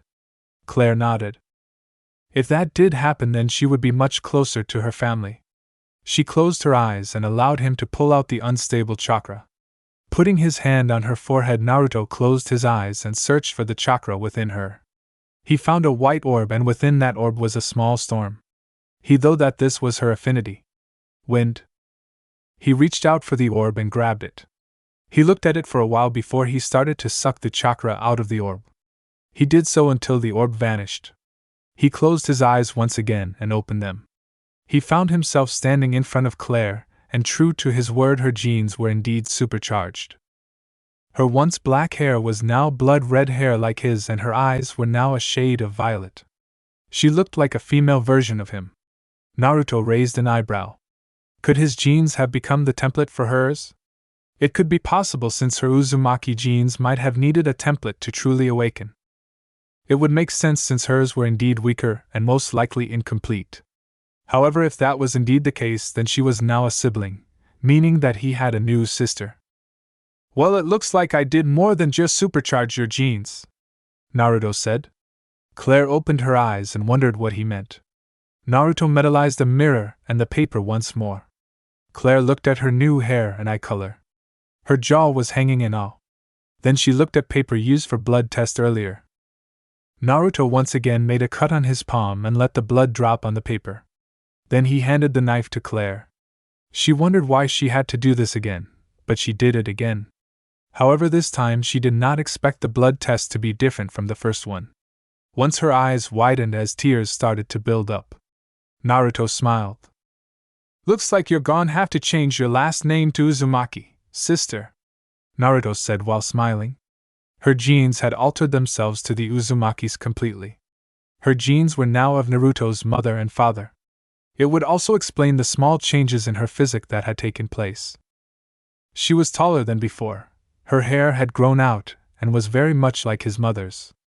Now that he thought about it, she looked a lot his mother, well, their mother now. He was going to explain how all this happened, but he was unable to, as Claire had already pulled him into a hug. She was holding him tight while crying on his chest. She didn't care how it all happened, but she now had a brother and perhaps more family. Naruto didn't say anything as he hugged his new sister back. She was his cousin before all of this happened, but now she was his sister. How was he going to explain this to his mother? Oh God, what about Mito? Naruto cursed his power. He didn't know if he should be thankful to his power. This was the drawback of his power. While indeed his eyes were very powerful, but the main problem was that he needed to train his powers. He might know everything about them, but he needed to practice how to use them before doing anything. It was like knowing how a gun works and how to correctly use and fire it. He looked down to see Claire sleeping. He sighed and went to lay her down back where he and his guards were staying. 3 days later. The last 3 days were very chaotic. The first problem was centered on Claire. Kal-El had reported what had happened to the government of the island. Needless to say, the government in charge demanded Naruto that he back down, as he did not have the right to simply take such an iconic figure with him. Naruto did not back down, and stated that she was his family, and as such he had the full authority to take her back. He showed them the evidence, and they knew that nothing could be done, but they still tried. However, they stopped once they saw Claire's changes. Now she was untouchable, since she was now his sister. Kal-El was shocked to see the girl he loved change. He started to deny everything about her, claiming that this was not Claire. Claire, however, stated that she in fact was Claire, and just because her appearance had changed didn't mean her personality was changed. She still loved Kal-El, and one of her reasons to go with Naruto was because to protect not only Ballesteros, but also her friends. However, Kal-El tore her heart apart by stating that he was a fool to love her. He stated how he was a fool to forgive her for his parents' death. This caused Claire to break down. She had expected him to understand, but he didn't even after she tried to explain. It was then that Kal-El slapped her in order to make her shut up. Naruto at this point was white with rage. That boy that his sister loved dared to hit her. He quickly delivered a punch to his face while helping his crying sister up. Naruto's guards had been informed of Claire, and the fact that she was indeed now his sister, and as such a princess to the Whirlpool throne. Toph and Turin were assigned as her bodyguards. Both sisters very much liked Claire, kind and gentle nature, and when they say her get hit by that boy they almost lost it. However, Naruto ordered them to take his sister to his flagship. Naruto then chewed out the boy and stated that if he cared more for her looks then he was not worthy for her. Kal-El stated how it was his entire fault. If he never appeared then she would have never left him. Naruto, however, fired back by saying that he found one of his family members and he would not leave one of his family members behind, more so when he listened to her life story up until now. He was by all means ready to wage war, but he knew that Claire would not want that. However, he did warn them that Whirlpool territory was off-limit to all of Ballesteros, and should they trespass, then it would be seen as an act of war. With that, he ordered all of his forces to leave the island. Kal-El, after a few minutes, realized that he had done. He tried to stop Naruto and begged him to let him see Claire, but Naruto didn't listen and just walked away. Soon his fleet would return to Whirlpool, and the next time they returned, it would be in force. I-400 submarine, patrolling around Chameleon Bay. Inside, the submarine crew members were either clearing equipment, cooking food, sleeping, or keeping an eye on the sonar. Report, the captain stated as he exited his cabin. The crew saluted their captain as he entered the command room. Nothing too unusually, sir. The sea is as dead as a graveyard, the XO, executive officer, of the ship reported. There was really nothing to report, and why would there be? The enemy didn't have submarines and their ships dared not to leave their harbors. Good, but keep an eye on the sonar. Also contact I-401 and get a report from them as well. However, before he could say anything more, the Kamo, communications officer, walked up to him and whispered into his ear. Sir, one of our I-55 was attacked while they were submerged. They were forced to surface and beach the submarine. That was 4 days ago, sir. They managed to fix their radio a few hours ago. The captain of the ship stated that 10 enemy submarine-like vessels broke through our lines. He assumes that their targets could be the South Water Tribe, Kyoshi Island, Whaletail Island, or Whirlpool itself. However, he believes that the target is Whirlpool Island itself due to the amount of ships. The officer said, "Contact the naval garrison at Kyoshi Island and alert all naval vessels. Find those enemy ships before they reach their targets," the captain ordered. The officer saluted as he started to walk back to his station. "Also get me Admiral Uzumaki. His fleet is the closest to Whirlpool Islands. He might be able to help them in case of an attack," the captain said. The officer nodded before rushing off once again. Attack Whirlpool and occupying it would shorten the war, and they might possibly lose. With Aang. Aang was nervous. A few weeks ago they had managed to capture a Whirlpool reconnaissance squad. They had tried to ask them of information politely, but they didn't speak. So the Earth Kingdom's commanders had the squad tortured. The only thing they could get out of them was their names and military designation. A few days later, all squad members died of severe torture. Aang did not like that one bit. He did not like to killing or fighting at all, which was funny since he was the Avatar. He had to fight to keep the world in balance. It didn't help that people in the city itself started to lose faith in him, mostly the poor. He needed to end this war, and they now had a change to end it. 2 weeks ago, Sakura had come up with a radical idea of attacking Whirlpool itself, and demand their leader to surrender. After all, what leader won't surrender when the fear of death loomed over them? However, over the course of the month there were some surprising moments. The first was when Zuko and his uncle had joined them. This was a shock. When asked why, Zuko stated that the Fire Nation was finished and nothing could save it but the Avatar. However, that was not the only reason. You see, while he was traveling in his search for the Avatar, he had reflected over his life. His father had always praised his sister and berated him. His sister, who he loved so much when they were children, was now deranged with a lust for power, because of their father. His mother leaving was most likely his father's fault as well. In the end, he figured that pleasing his father would lead to nothing, because in the end he was just a means to the endgame. A mere stone in a pond in the grand schemes of things, and he was ashamed of the things and decisions he had made during his life. So he chose to help the Avatar learn fire bending to fix that. His uncle supported him because he was part of the White Lotus Order.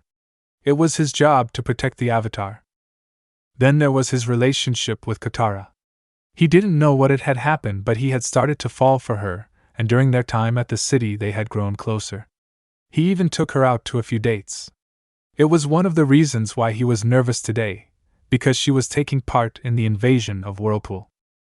He had saved Katara's and Sokka's father and a few others from the boiling rock without getting caught by the Fire Nation or Whirlpool forces. Everyone was taking part in this invasion. The Earth King had offered 600 of his finest earthbenders to aid him in the invasion. However, more people did show up, mostly friends, and now they had a total of 800 skilled warriors ready to attack.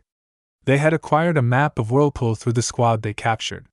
It turned out that Whirlpool was a nation that consisted of island. However, the target island was the one that had one of the largest cities. The island of Yuzushiogakure was the largest of the islands and was likely to be heavily defended. They were to land on a beach close to the royal palace and make their way to the palace and occupy it. They thought it would be easy since a vast majority of the enemy soldiers were on the front lines away from home, and that most of the people of these cities were normal people that didn't even know how to bend. What they didn't know was that almost all adults of Whirlpool cities were trained soldiers that were held back in reserves. "Ain't you okay?" Katara asked. Aang looked at her. She could tell that he was nervous because he had the biggest of the responsibility, to confront the ruler of Whirlpool before anyone else and kill him. That was a big task for anyone, but he could pull it off by sneaking into the palace via using his water bending. "I don't know, Katara. I don't know if I am ready. I have to kill someone to stop this war," Aang replied. His thoughts went back to Naruto. Truth is, he wanted to argue against Naruto and his belief, but deep down he knew that he could never take a life. He didn't know what to think. Aang was still a child, but so were many others who had fought in wars before. The Avatar created to keep balance, but was it really? Should the Avatar stop time to keep balance? Time was unstoppable, and so was the march of progress. The Avatar would no longer be needed one day should time go on and progress of man continue. He had seen only a bit of Whirlpool forces in action, but he knew they were far stronger than the Fire Nation. Why? Because they could not bend, and it was because of that inability that they chose to advance in other fields, and it was now in their nature to progress ahead. After all, human progress is neither automatic nor inevitable. Every step towards the goal of justice requires sacrifice, suffering, and struggle, the tireless exertions and passionate concern of dedicated individuals. Naruto is one such individual.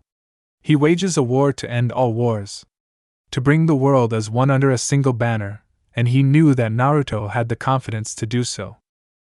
Naruto didn't attack one enemy like the Fire Nation did.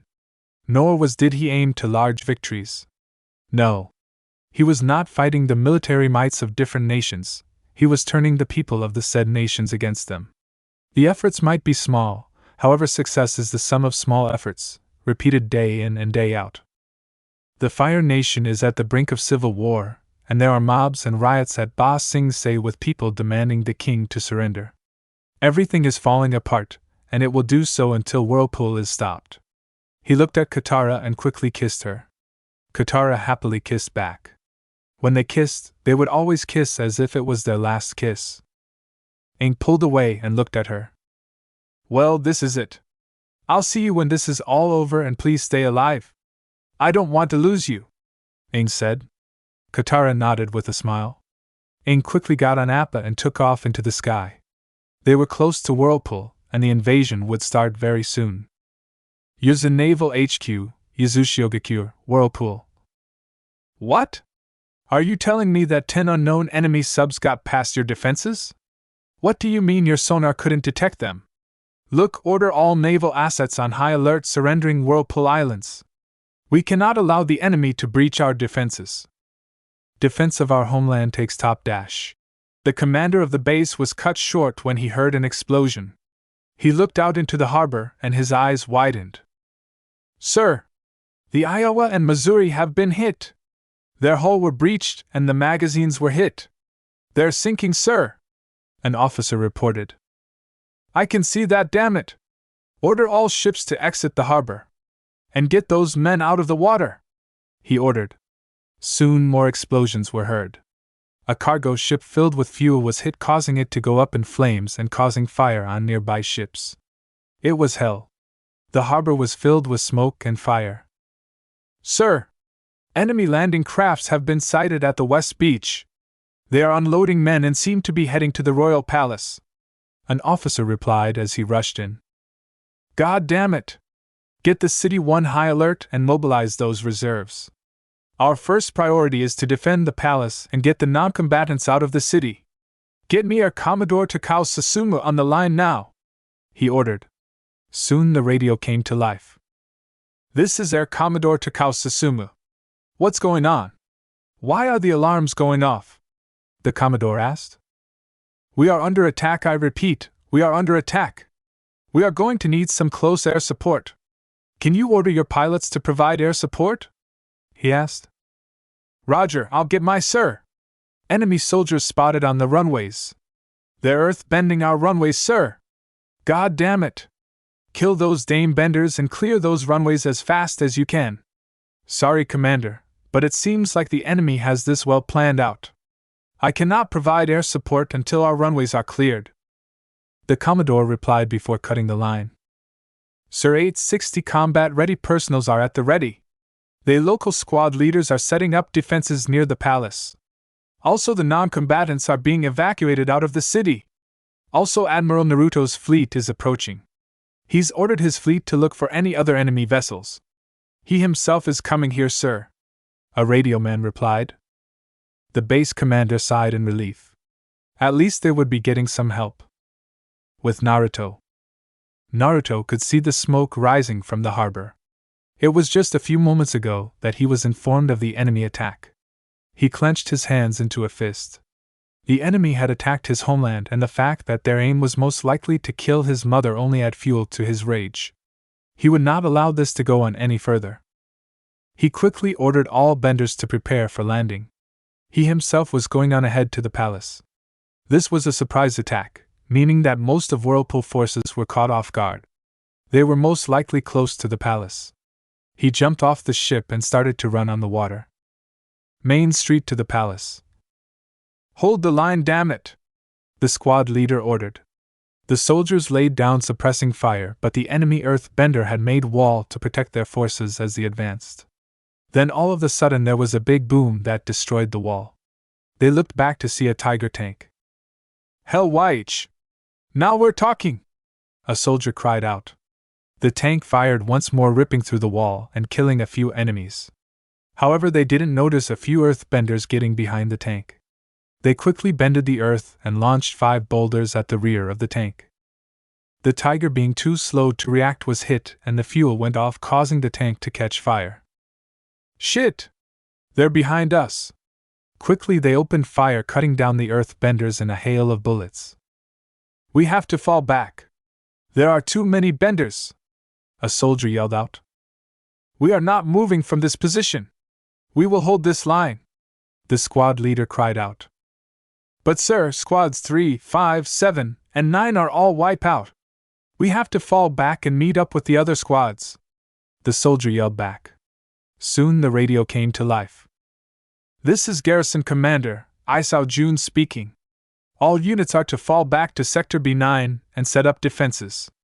Company A has been completely annihilated by a surprise's enemy landing forces from their rear. I repeat, 6 more enemy vessels have landed on the East Beach. The commander ordered. All squads and units fell back.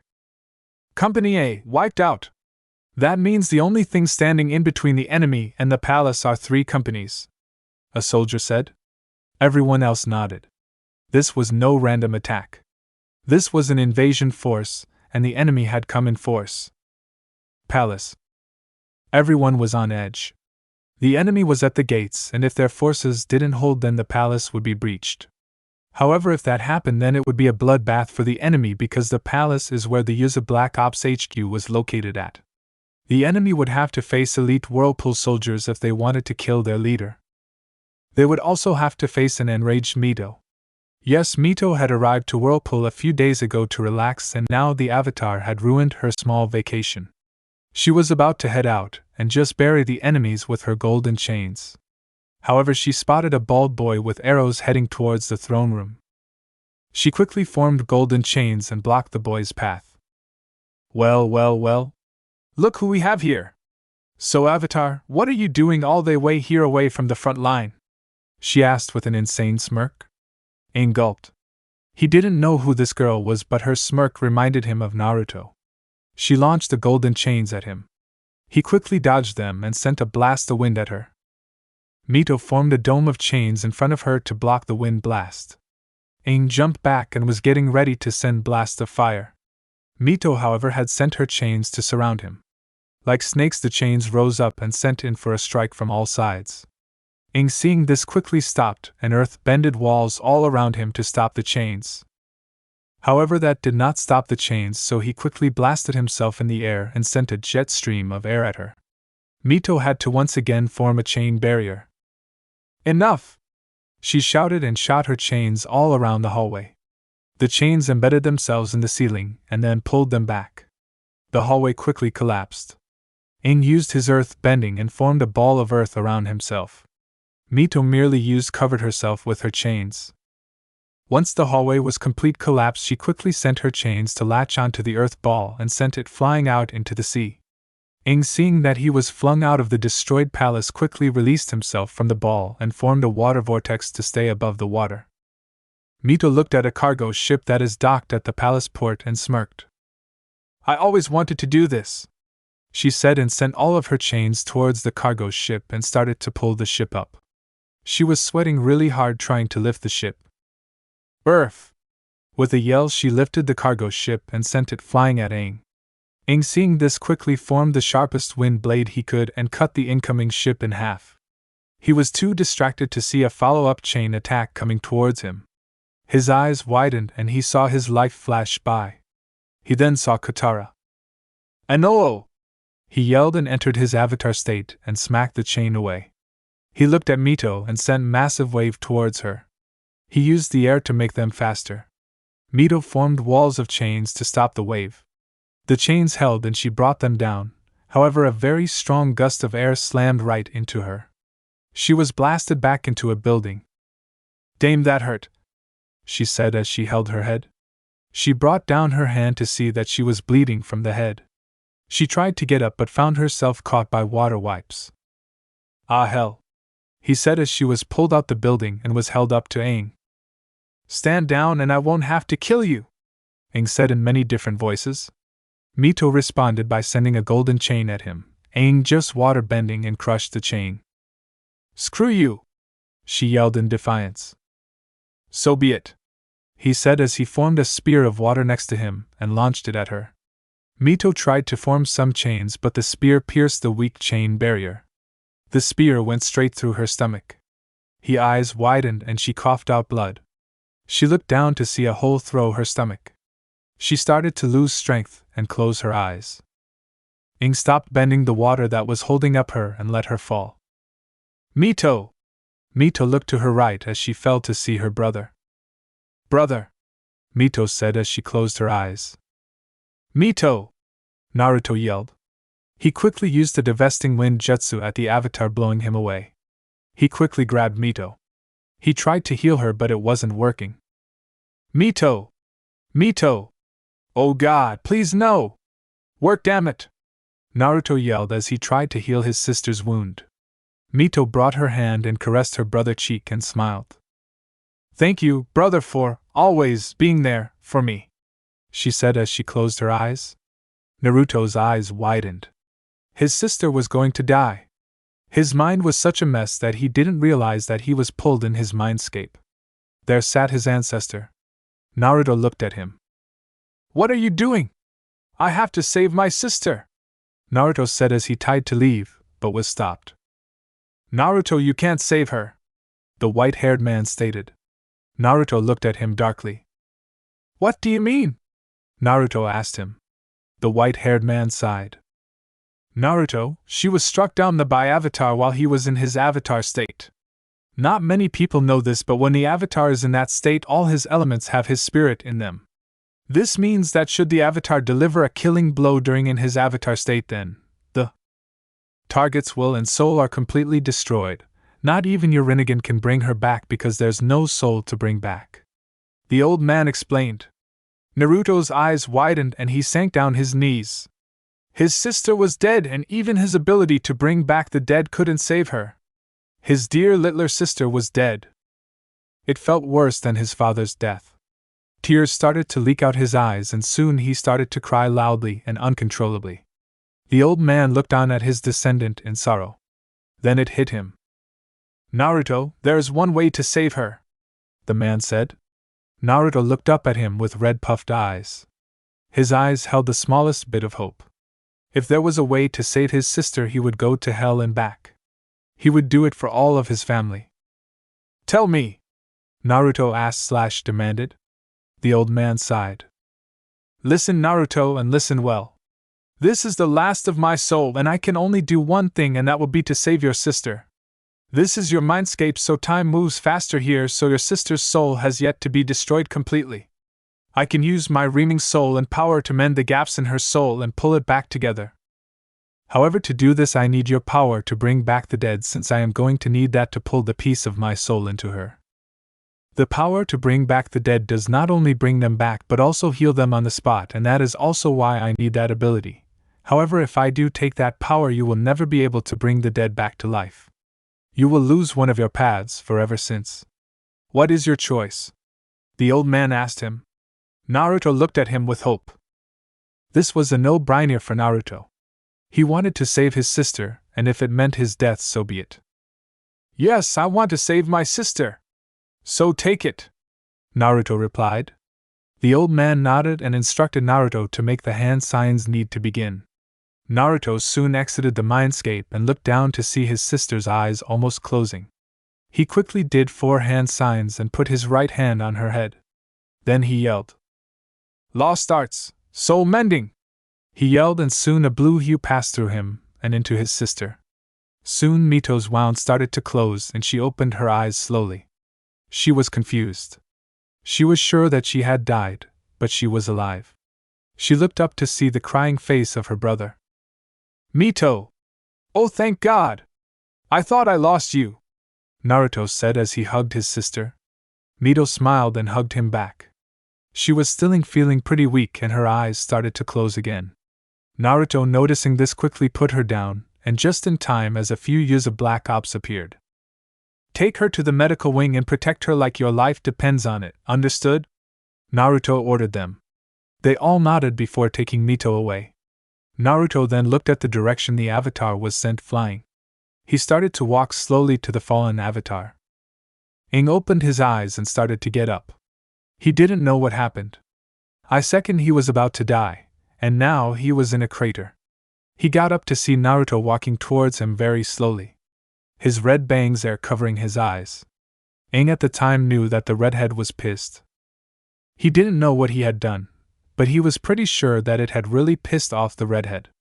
Aang, fearing for his life, quickly got up and tried to retreat, but found him being pulled back by an unknown force. He turned around to see Naruto's right hand point at him in a pulling back motion, and in his left hand was black rod.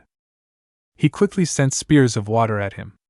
Naruto was forced to move, but he quickly countered him with a water dragon. Aang quickly water-bended the dragon into the water. Naruto then smirked. He went through a few hand signs. Secret Jutsu, 1,000 Needles of Death. Naruto muttered, and all around Aang the water rose and started to form into small needles, and they soon turned into ice. Soon the small needles all launched at him. Aang quickly slammed his fists together and formed a small air bubble around him that deflected the needles. Water style, giant vortex. Naruto muttered and launched a water vortex at Aang. Aang, too busy, was caught in the vortex. He was forced to hold his breath and ride out the vortex. The vortex finally ended and Aang was able to get out, however he was starting to lose his energy. Water style, water missile. Naruto yelled, and just that small spears of water launched out of the water like missiles. Aang once again was forced to dodge them, but some did hit him. This was crazy. The redhead was throwing out water-based attack like it was nothing, and he wasn't even a bender. Lighting style, lighting strike. Naruto yelled. Great, he knew lighting-based attack as well? Wait. Lighting water shit. Shit indeed, because as soon as Naruto called out the attack, the sky darkened and lighting struck down at Aang. It was electrifying to say the least. He was already drenched with water, and now he was being struck with lighting. It was a miracle that he was still alive. The lighting stopped, and Aang fell to the ground. Smoke was rising from his body as he looked up at the darkened sky. So this was it? This was how he died. Just as Naruto was about to attack again to finish him off, a bunch of water and earth benders interpreted him. Naruto growled at them. Then he noticed the flying bison. Come on! We have to leave! The invasion failed! Sokka yelled out as he quickly grabbed Aang and pulled in on Appa. Soon they were airborne. Naruto tried to stop them but was cut off by the enemy benders. He looked at them with pure rage. There were about 30 of them. They had surrounded him and all launched different attack. Naruto quickly dodged the attacks and quickly materialized a black rod before shooting it at one of them. The rod made impact and blew up.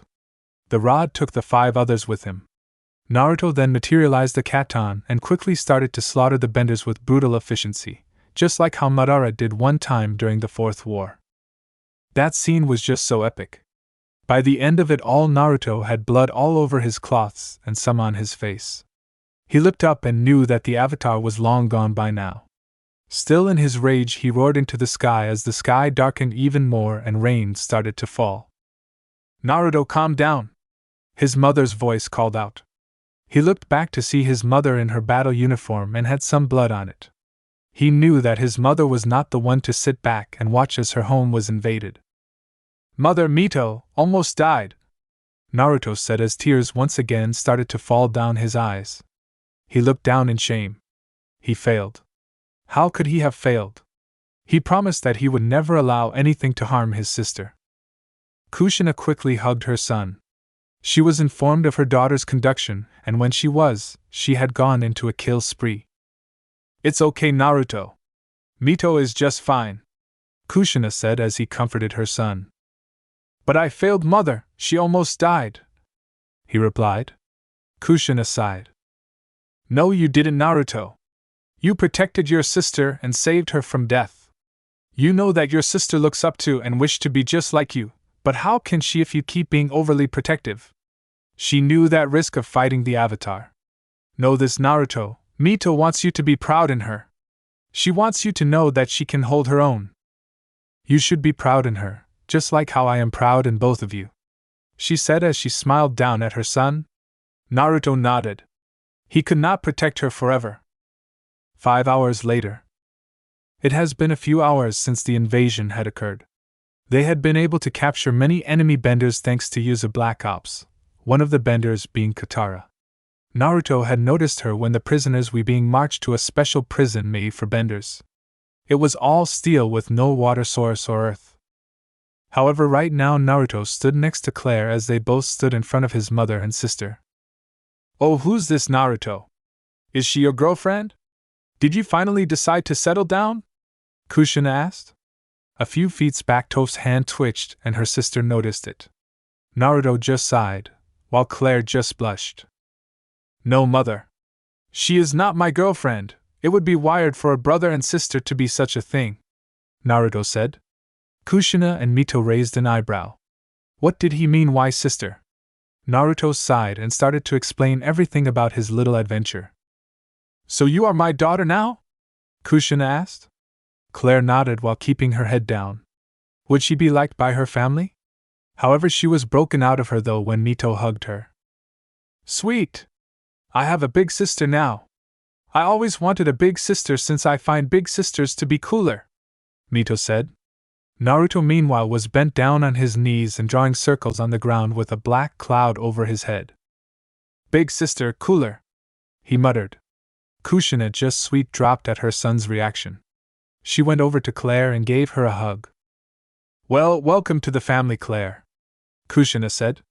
Kushina was never the one to turn away a family member, even if they were adoptive. Plus, she would finally have one of her children at home to talk to and play around with. Both Mito and Naruto were always out and came back only when they could. With Claire, however, she would remain here and she could bond with her mother and her uncle. Kushina sighed. Her brother was a strange one. He was always carefree and just liked to mess around with people, even with her. Naruto just smiled as he looked at his mother and sister talking with their new family member. However, his face turned serious when he thought about that girl. Toph, Turin, follow me, Naruto said as he and the 2 girls exited the room and headed to the prison. Why don't you just ask him out? Turin whispered to her sister. What? What do you mean ask him out? I don't like him, she stated, but the blush on her face said otherwise. Don't like who? Naruto asked as he turned back to them. Tu snickered as her sister tried to say something. Well, you see, Toph likes this one guy, but he's too dense to notice that she likes him. Tu said, hoping that Naruto gets the hint. Naruto looked at her and then to Toph and closed his eyes. I see. Well, don't give up on him. He might notice you, Naruto said as he turned back and kept walking. Both sisters face palmed at the denseness of the redhead.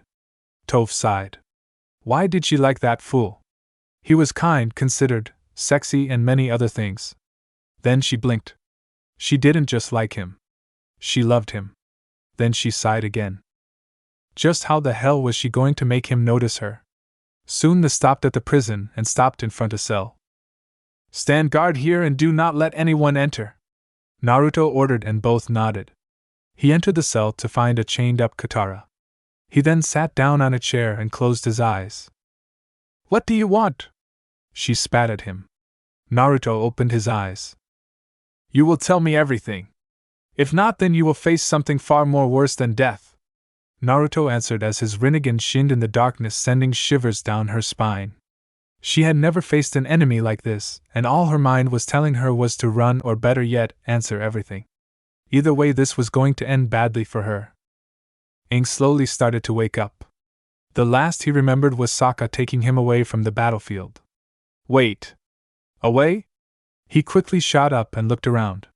He noticed that only he and Sokka were on Appa. Sokka, what happened? And where is Katara? Aang asked. Sokka turned around and sighed. Aang, the invasion failed. We were doing well when this red-haired woman appeared out of nowhere and started to completely destroy our forces. Along with her were many different soldiers clad in different uniforms. We couldn't even touch them, much less get break through their line. Much of our troops were killed and a few hundred were captured. Katara and Zuko were one of the captured, Sokka explained. A look of worry formed on Aang's face. Sokka, we have to go back. We have to save Katara and the others, Aang cried out. However, he was cut off when Sokka slapped him. Aang, get a hold of yourself. Look, there is no way we can go back. We underestimated the Whirlpool forces. Each and every one of their people is trained for war and ready to defend, and even if we go back, we will most likely be killed. We are all that remains of the invasion force, and as much as I hate to say it, we have to return back to the Earth Kingdom. We can save my sister and Zuko later, Sokka said. Aang wanted to say something, but there was nothing to say. They were beaten and now had to retreat. This was not just a defeat. This was a crushing defeat, and it would only fuel the mass of the world to turn against their leaders and throw open their arms to Whirlpool. He lay back down, and sleep soon took him over. Whirlpool Prison. Naruto had just gotten through Katara and he knew everything. He knew all the Avatar's plans now, not that he needed to know.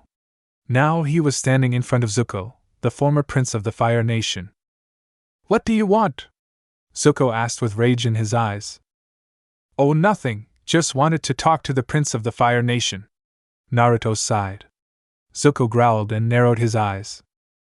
I am not a prince of the Fire Nation, not anymore. Zuko spat out. Ah, yes! That is true. You can't be a prince if your nation is longer around, Naruto said. What do you mean? Zuko asked. Oh, you haven't heard? You see, when you and your littler friends were attacking my home, the Fire Nation's people decided to rebel against the Fire Lord. Our forces aided them in their rebellion, however there was a complication. You see, the Earth King had a few of his agents within the Fire Nation that used our propaganda to their advantage. When the rebellion took place, the Earth King's agents quickly took charge of the rebellion.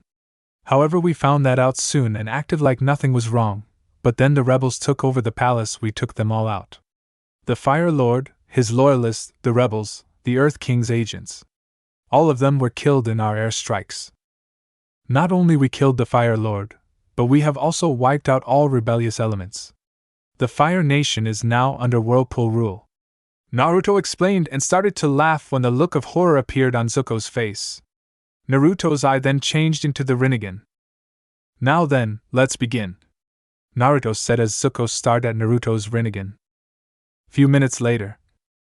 Naruto walked out the cell and started to walk out with Toph and her sister right behind him. Toph, building up the courage, asked him a question.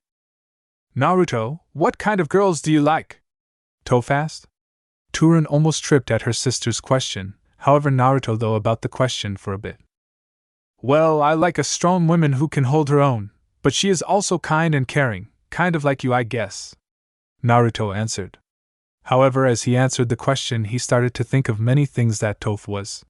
She was strong and was very kind and caring, if you knew her, that is. She's also cute, Naruto thought.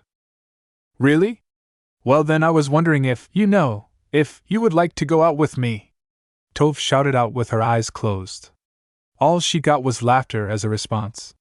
She opened her eyes to see just an outline of Naruto's figure and her sister laughing. What's so funny? And why are you laughing? Toph asked her sister. Well, you see. Turin pointed to where Naruto was at. A ramen stand. Wait, does that mean that he? Toph tried to say. Her sister just nodded and patted her on the back as she cried anime tears. She was asking the blonde out when the whole time he was eating ramen, in the tons. Don't worry, Toph. You will get your chance, her sister reassured her. Toph sighed and nodded. Seriously, how hard was it to get one guy to pay attention to you? It's like the writer of this story just wants to mess around with her. She sighed once more and followed their blonde leader. A week later. It has been a week since the attack on Whirlpool had occurred. Naruto and the rest of his forces had returned back to the front lines, and as such Naruto was overlooking the city of Ba Sing Se. The tanks were completed and were ready to commence the operation any minute. However, before that could happen, he had to exchange some prisoners. During his time to absence, the Avatar and his allies were able to capture a few of his men, and were now holding them hostage. He was about to lose some of his men just because he did not care for their lives. These were his soldiers who had family back home, and as the old saying goes, the object of war is not to die for your country but to make the other bastard die for his. I hope you all know where that quote is from. He needed to make a trade, and thankfully he knew just the people to trade for. Behind him stood 120 captured enemy benders, including Katara and Zuko. He started to walk up to the city wall and stopped right in the middle of the city and his forces. Avatar Aang, I would like to make a trade with you. Release my 46 men and I in turn shall release all 120 prisoners from your failed invasion. Do note that these prisoners include your beloved Katara and your close friend Zuko. Failure to comply shall lead to the execution of all 120 prisoners of war before sundown. Naruto gave his ultimatum. He knew that the Avatar was still a child, and as a child he had very little control over emotions. He would use those emotions to his advantage. As soon as he started to walk back, he felt someone land right behind him. He turned around to see Aang standing before him. So, what is your answer? Naruto asked. Aang thought about it once more before sighing. Look, isn't there a peaceful way we can solve this? I mean, look at how many people have died because of this war. Aang tried to reason with Naruto. Causalities? There are estimated 1,968 casualties throughout our little war. If you compare that to the 20,340 casualties that took place when the Fire Nation was waging war, I believe that this war was not that destructive at all. There is now no peaceful way to avoid this, not after you invaded my home and almost killed my sister. Now give me your answer, because if you don't, the number of lives lost is going to go up by 120. Naruto answered. He wasn't here to talk philosophy or any of that. He came here with demands and he needed a yes or a no. The world is not black and white, Avatar. That is what you failed to see. Not everyone is nice and trusting like your friends are or your allies. After all, if everyone were a good person, it'd obviously be a better world, but that is not possible. It is not possible because people do not have an understanding with each other. All these nations talk and argue about what is right or wrong, while the masses suffer the consequences of actions taken by their leaders. The people don't have faith in one another due to the constant war and suffering, and a better world shall emerge based on faith and understanding, even if I have to use blood and iron. Whirlpool is the land of opportunities where even a poor man can rise up to become a rich man. All it takes is self-determination. Now what is your answer? Naruto asked once more. Aang wanted to say something, to argue with his belief, but he had nothing to say. Sighing once more, he nodded. Very well, I shall accept your deal, Aang said. Naruto smirked. Good, all according to plan, he's taken the bait, Naruto thought. Soon the prisoners were exchanged from both sides. Night time. Everyone was having a good time at the Whirlpool campsites. Soldiers were sings, talking about what they would do once the war's over, drinking with their buddies. Everyone was having a good time. Naruto was walking around looking at them all. This was just the calm before the storm. Tomorrow the battle for Ba Sing Se would begin. Lately he was thinking a lot about Toph. He had been ever since she had asked that question. He could never really understand women, but for some strange reason he was drawn to Toph from the very start. The first time he laid eyes on her he felt something. It wasn't something like friendship or camaraderie. He felt as if there was something more. Was it friendship? Or was it something more? Like love? He shook his head. When he was young he never believed in love at first sight, but what if that was the cause? Sighing to himself he quickly took a drink and headed off to bed. He would deal with it after the war was over. Next day. The sun was high in the sky as soldiers prepared for the upcoming battle. This would be the hardest battle they would have to fight. Naruto stood on top of his command vehicle looking around as his men got ready. Attention me! Naruto yelled out. Soon all the soldiers stopped what they were doing and saluted him. It is good to see you all here today, and it will be even better seeing you breaking through that wall. The soldiers all cheered. Then we will teach those dogs how to fight, he cried out as soldiers cheered on once more. Today we will show them the might of a whirlpool. Just as Naruto stretched out his arms, a squadron of jets flew above him and towards the enemy wall. P-1000. Ready the first salvo! The officer in charge of the loading section yelled out. First salvo ready, one of the loaders replied.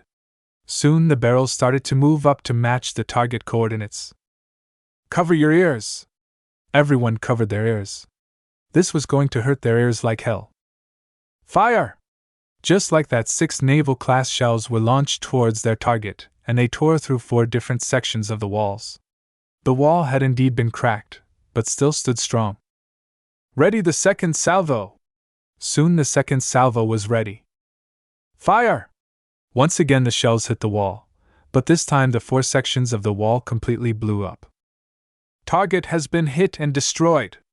Switch targets to the inner city walls, the commander stated. They would deal with the other walls. For now the ground forces were to start their attack. With Naruto. Naruto smirked as he saw a section of the wall blow up. He grabbed his radio and turned it on. Operation Crushing Earth is a go. I repeat, Operation Crushing Earth is a go. All units move to attack! Naruto ordered, and just like that the attack in Ba Sing Se had begun. Armored vehicles soon started to pour through the 4 destroyed sections of the walls. The earthbenders tried to bend the earth and make makeshift walls, however whirlpool tanks quickly destroyed the walls. It wasn't easy for the earthbenders since they could hear the massive P-1000 shells flying over them. That alone put the fear of God in them. As the tanks advanced forwards, armored troop carriers followed closely behind and unloaded troops as they advanced forward. Enemy benders! Right building, 2nd floor! A spotter shouted out. The tank's crew complied and blew the building sky high. There was fighting everywhere. Ba Sing Se had small narrow streets, as such the earthbenders were able to block most of the streets. However, that didn't help as Whirlpool's own earthbenders cleared the paths. We have to fall back to the inner wall. The south side of the city is lost, an earthbender called out. However, before he could get a response, the Whirlpool forces launched red smoke. Why are they launching red smoke? The squad leader asked, however he soon felt a sharp pain in his stomach. He looked down to see a spike of earth sticking out of gut. He looked back to see his own comrade had killed him. WW, what are you doing? He asked as he spat out blood. He was a dead man and he knew it. Glory to Whirlpool! His comrade responded before running off to the inner wall. He wasn't the only one. 118 earthbenders had turned on their own comrade and were causing havoc among their own ranks. Meanwhile, Whirlpool forces were rapidly advancing through the city. However, their advance was halted before a massive earth wall just rose up from the ground. This was the result of many earthbenders working together, but even then the wall was destroyed by tank fire and heavy shelling from the P-1000s. "What the hell is going on?"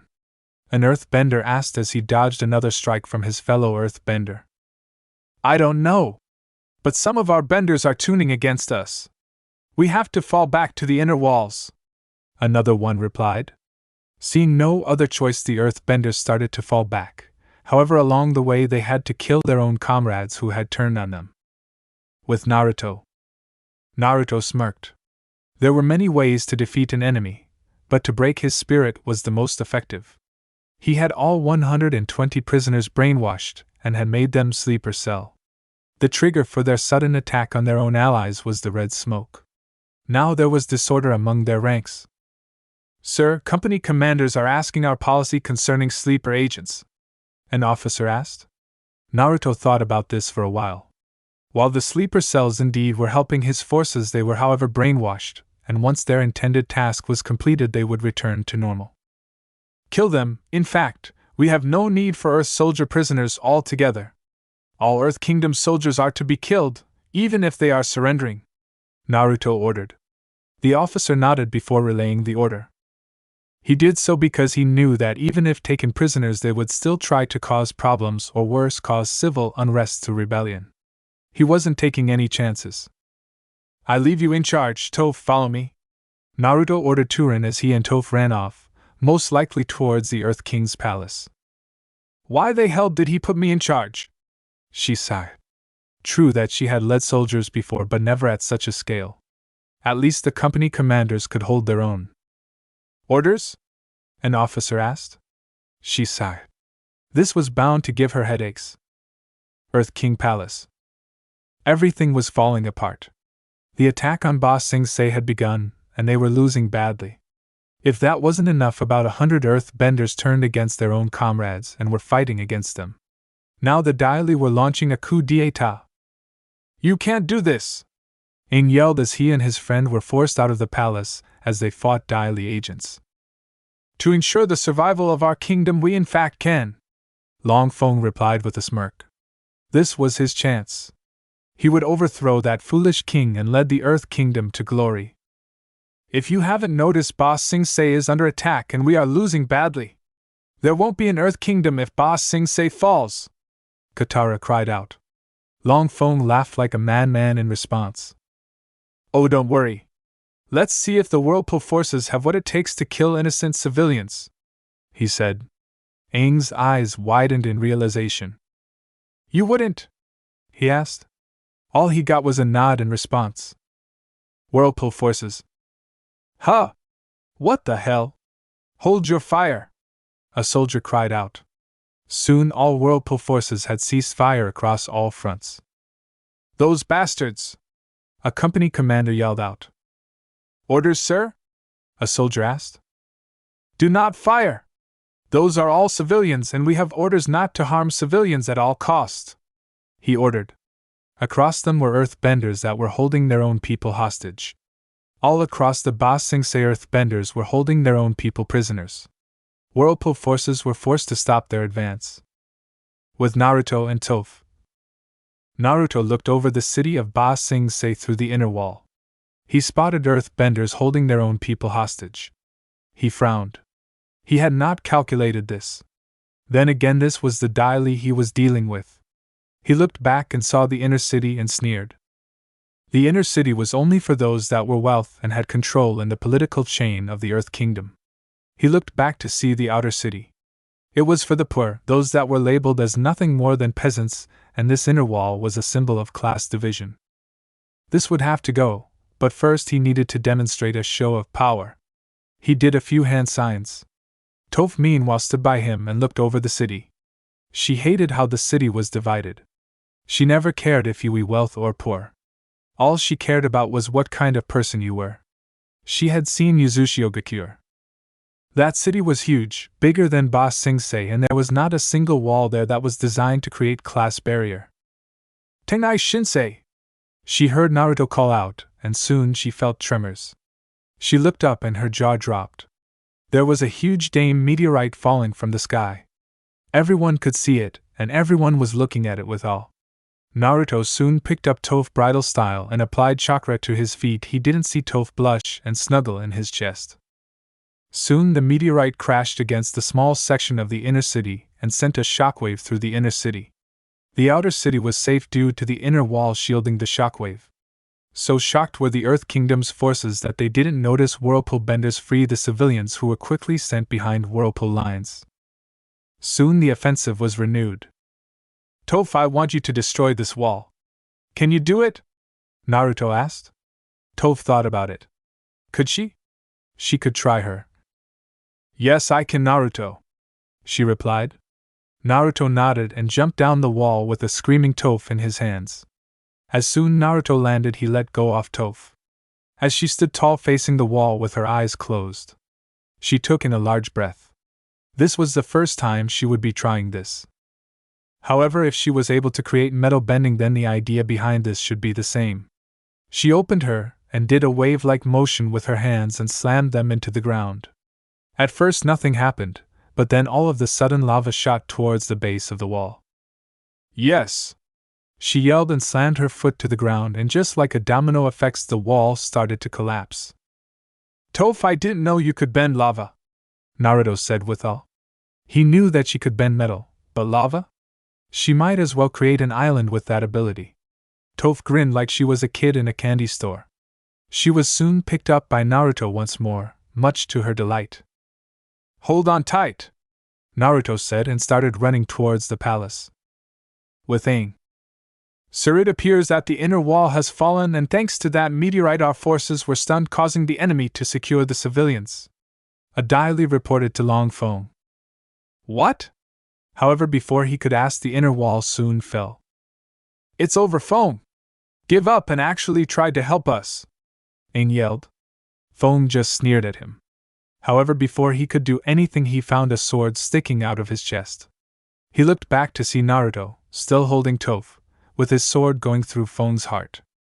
Naruto soon let go of Toph, who quickly started to drive away the Daily agents as Naruto focused on the Avatar and his little group. So it was your idea to use your own people as a shield? Disgraceful, Naruto said before beheading the man. Aang meanwhile was shaken up by the brutality that he had just witnessed. However, he was soon forced to dodge a lighting dragon that was aimed for him. Zuko tried to redirect the dragon, but was instead shocked by it. He was on his knees panting hard. Katara meanwhile started to heal him. Fire style, fire wave! Naruto cried out, and a wave of fire towards Aang. Aang quickly used his air bending to put the fire out, but was hit by a follow-up attack. Earth style, crushing walls. Naruto muttered as 4 walls rose up around Aang and quickly moved towards him. Aang jumped high into the air to avoid being smashed by the walls. Wind style, air bullet.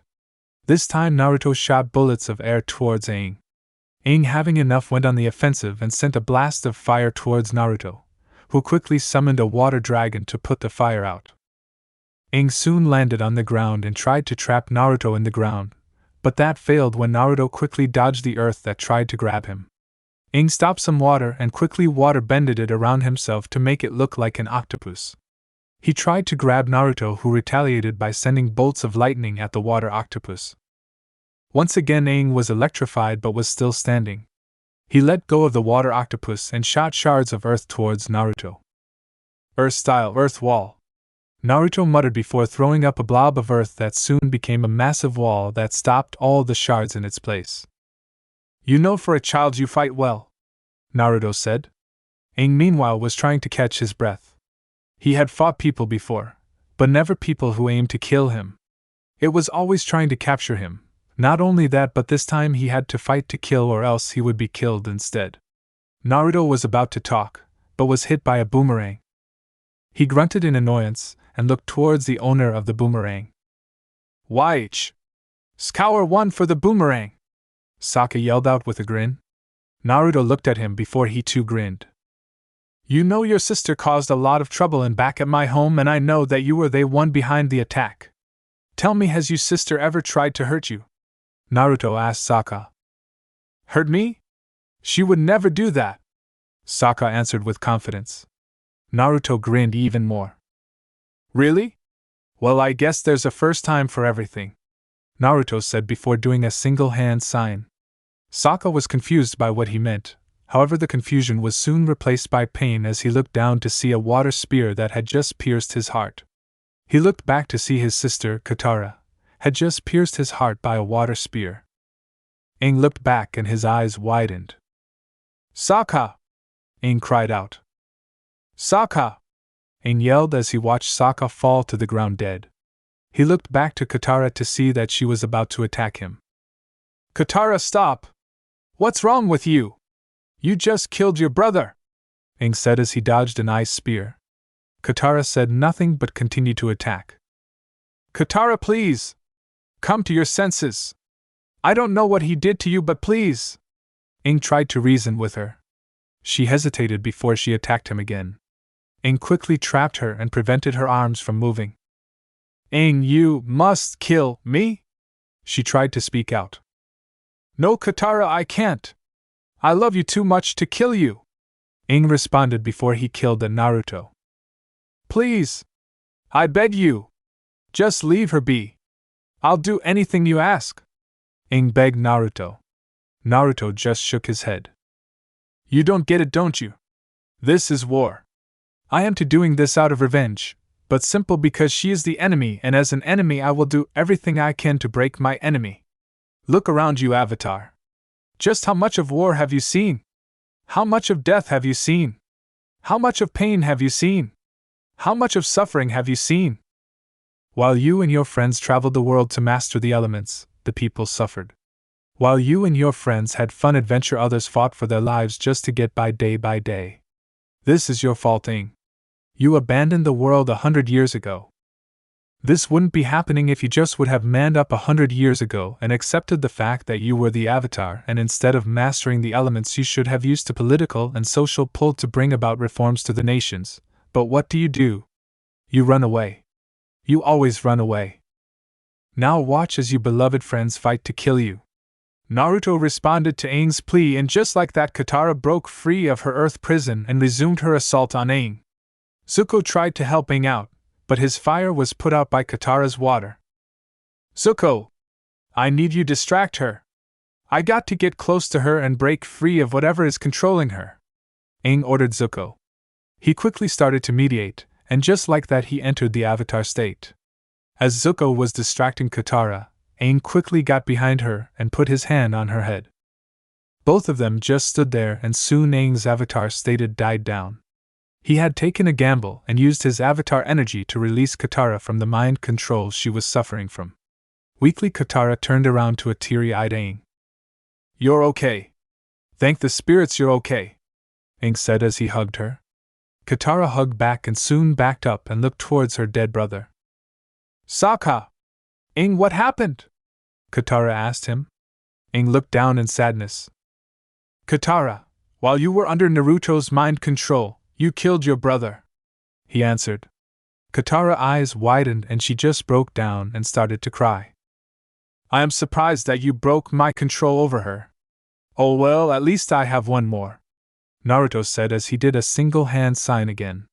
Aang was confused once more before his eyes widened in understanding. He looked back to Katara to see a fist of fire going through her heart. Katara looked back to see that it was in fact Zuko's fist going through her chest. Why? She asked him.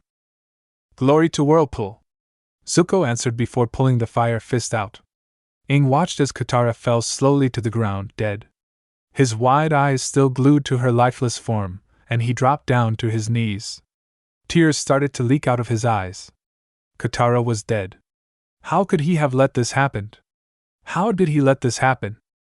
Zuko then started to walk to Aang, but was forced to dodge when a stream of fire passed by him.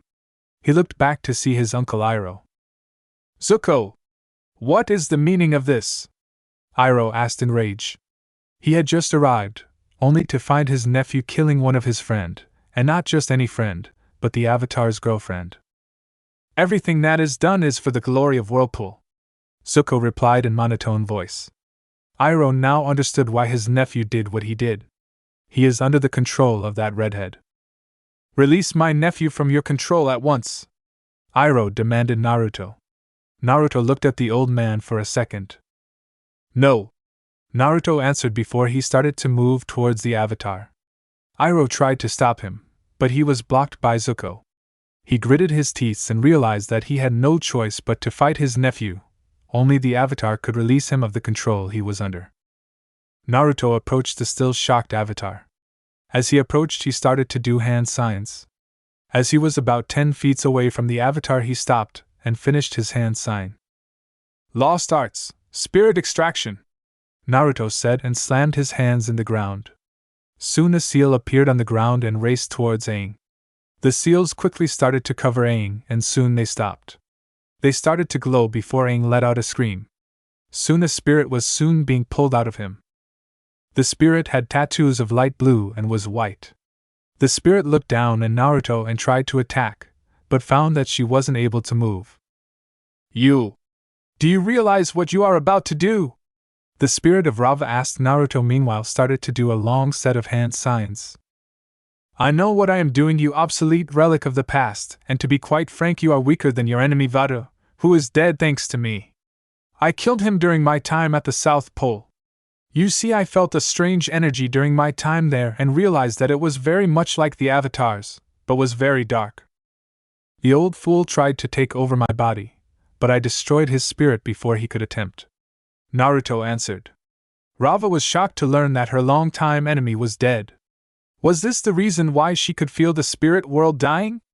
After all, the point of Vatu's seal also acted as a gateway to the spirit world. However, the spirit world needed this world to survive. If she were to fall, then the gateway to the spirit world would collapse and would sever all connections to this world and the spirit world. This was all because the spirit world was too attached to this world. However, this world was far larger than the spirit world. Should the connection be cut, the spirit world would destroy itself. This would cause all spirits that did not take on a physical form like the moon and the sea spirit to die. She had to stop this boy from doing something like that. However, Naruto had soon finished his jutsu. Lost Arts, Spirit Destruction, Naruto yelled. Rava soon started to feel a massive drain on her power. You fool! Do you not realize that without the spirit world there would be no more benders? Rava bluffed. Naruto chuckled. Do you take me for a fool? The spirit world and the art of bending have nothing to do with each other. I know for a fact that it was the lion turtles that gave the people the ability to bend, but only when the people went out to travel through the spirit world, they were supposed to return that ability after they came back from the spirit world. The only reason the lion turtle stopped doing that was because of the first avatar, 1. He closed of both portals to the spirit world. As such, the lion turtles did not need to give the ability to bend, however they also didn't take away the ability to bend. Naruto answered. How do you know of this? Rava asked in outrage. This boy knew more than he should. It helps when you have found the world's oldest library.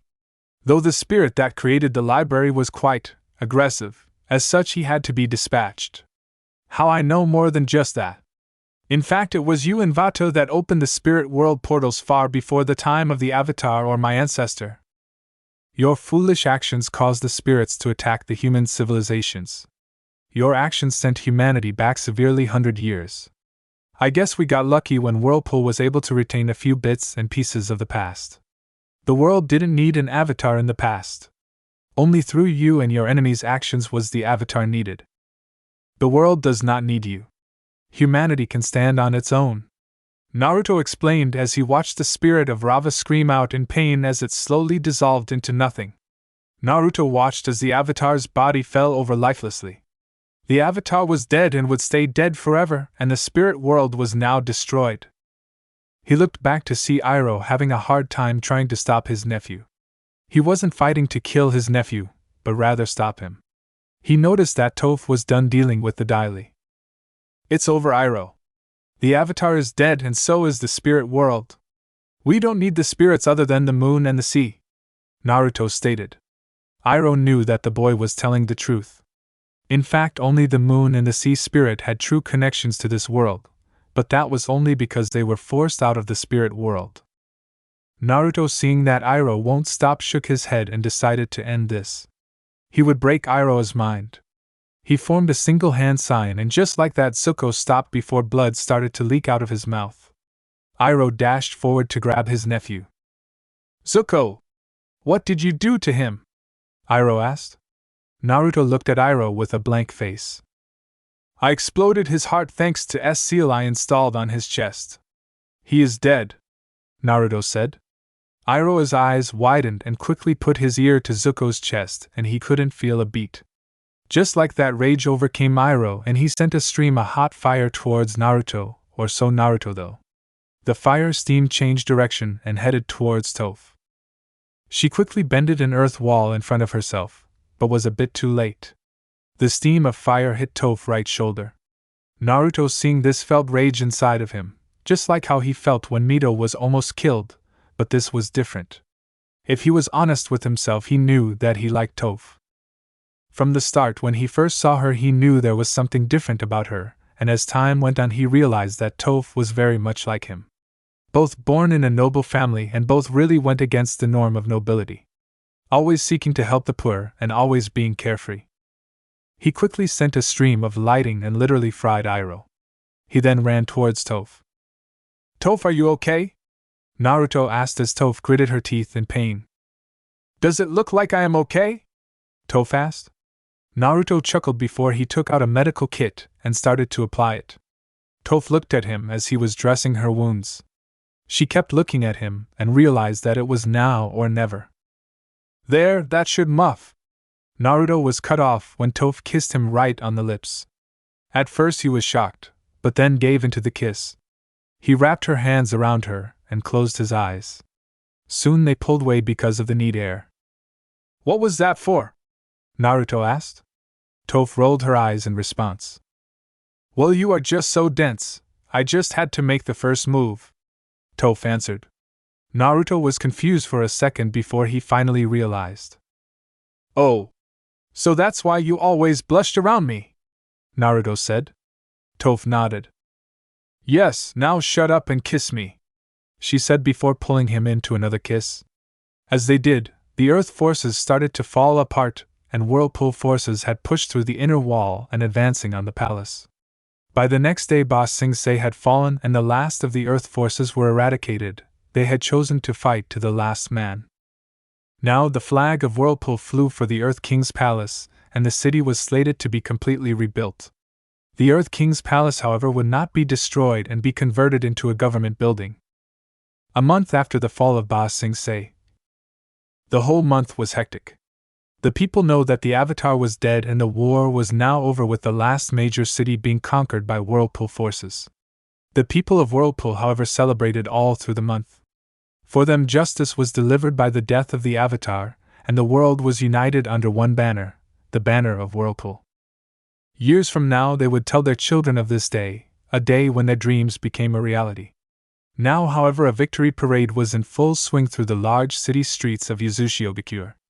Everyone in the city was there to watch the military parade throughout the city. Naruto looked on as the people cheered as military units marched through. The cheering was even louder when tanks or artillery's units passed by. He looked up and noticed that night was almost upon them, and soon the fireworks would start. He looked to his right and saw Toph standing next to him and holding his hand. He smiled to himself. During the month they had gone out on a few dates, and needless to say it was possible the best month of his life. A few bangs were heard in the sky as he looked up to see that the fireworks had already started. 7 years later. The world has enjoyed 7 years of peace and advancement. Thanks to Whirlpool, cities like Yuzushiogakure could be founded almost everywhere. Everyone had prospered thanks to the new reforms and the new government system introduced by Whirlpool. Yes, the world was at peace. "Daddy, when are you going to wake up?" Except for Naruto.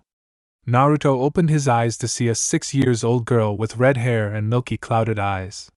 This was Natsuki Uzumaki, the firstborn of Naruto and Toph. While Natsuki had inherited her father's intelligence, she had also inherited her mother's stubbornness, which was even stronger than his. Okay, I am up, Natsuki. Where are your brother and mother? Naruto asked. Mother right now is playing with Toph outside. Come on. You have to come and play too. You promised, she said. Naruto sighed before getting up and following his daughter. As he walked outside, he saw Toph playing with their 5-year-old son Rei Uzumaki. Rei had his mother's black hair but a few red streaks, and he had his father's eyes. Toph, meanwhile, had only grown more beautiful throughout the year. So you're finally awake? Toph asked her husband. Naruto sighed once more. Yes, doing paperwork is a long and a hard job. I wonder how my mother always kept up with it without going insane. Not only that, but the Ballesteros Empire is starting to cause trouble again, Naruto replied. About 4 years ago, the Ballesteros Empire had attempted to invade Whirlpool territory in order to retrieve Claire, and to his surprise the commander of the said invasion was Carl La. Needless to say, the Ballesteros forces were quickly repelled and a small section of their land was occupied by Whirlpool forces. Ballesteros was forced to withdraw and surrender. Whirlpool demands were outrageous, but they had no choice but to obey them. Toph just sighed. When was Ballesteros ever going to learn their lesson? Well, enough of that, just enjoy the rest of the day, she told him. Naruto smiled and nodded. He was going to have as much fun as he can, because after this it was right back to paperwork. I have got to ask Mom how she survived with all this paperwork. Naruto, though. Yes, life was good. Chapter end.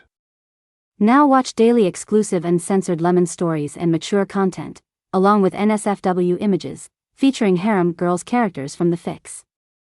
Access all this and more on my Patreon. Click the link in the description to explore.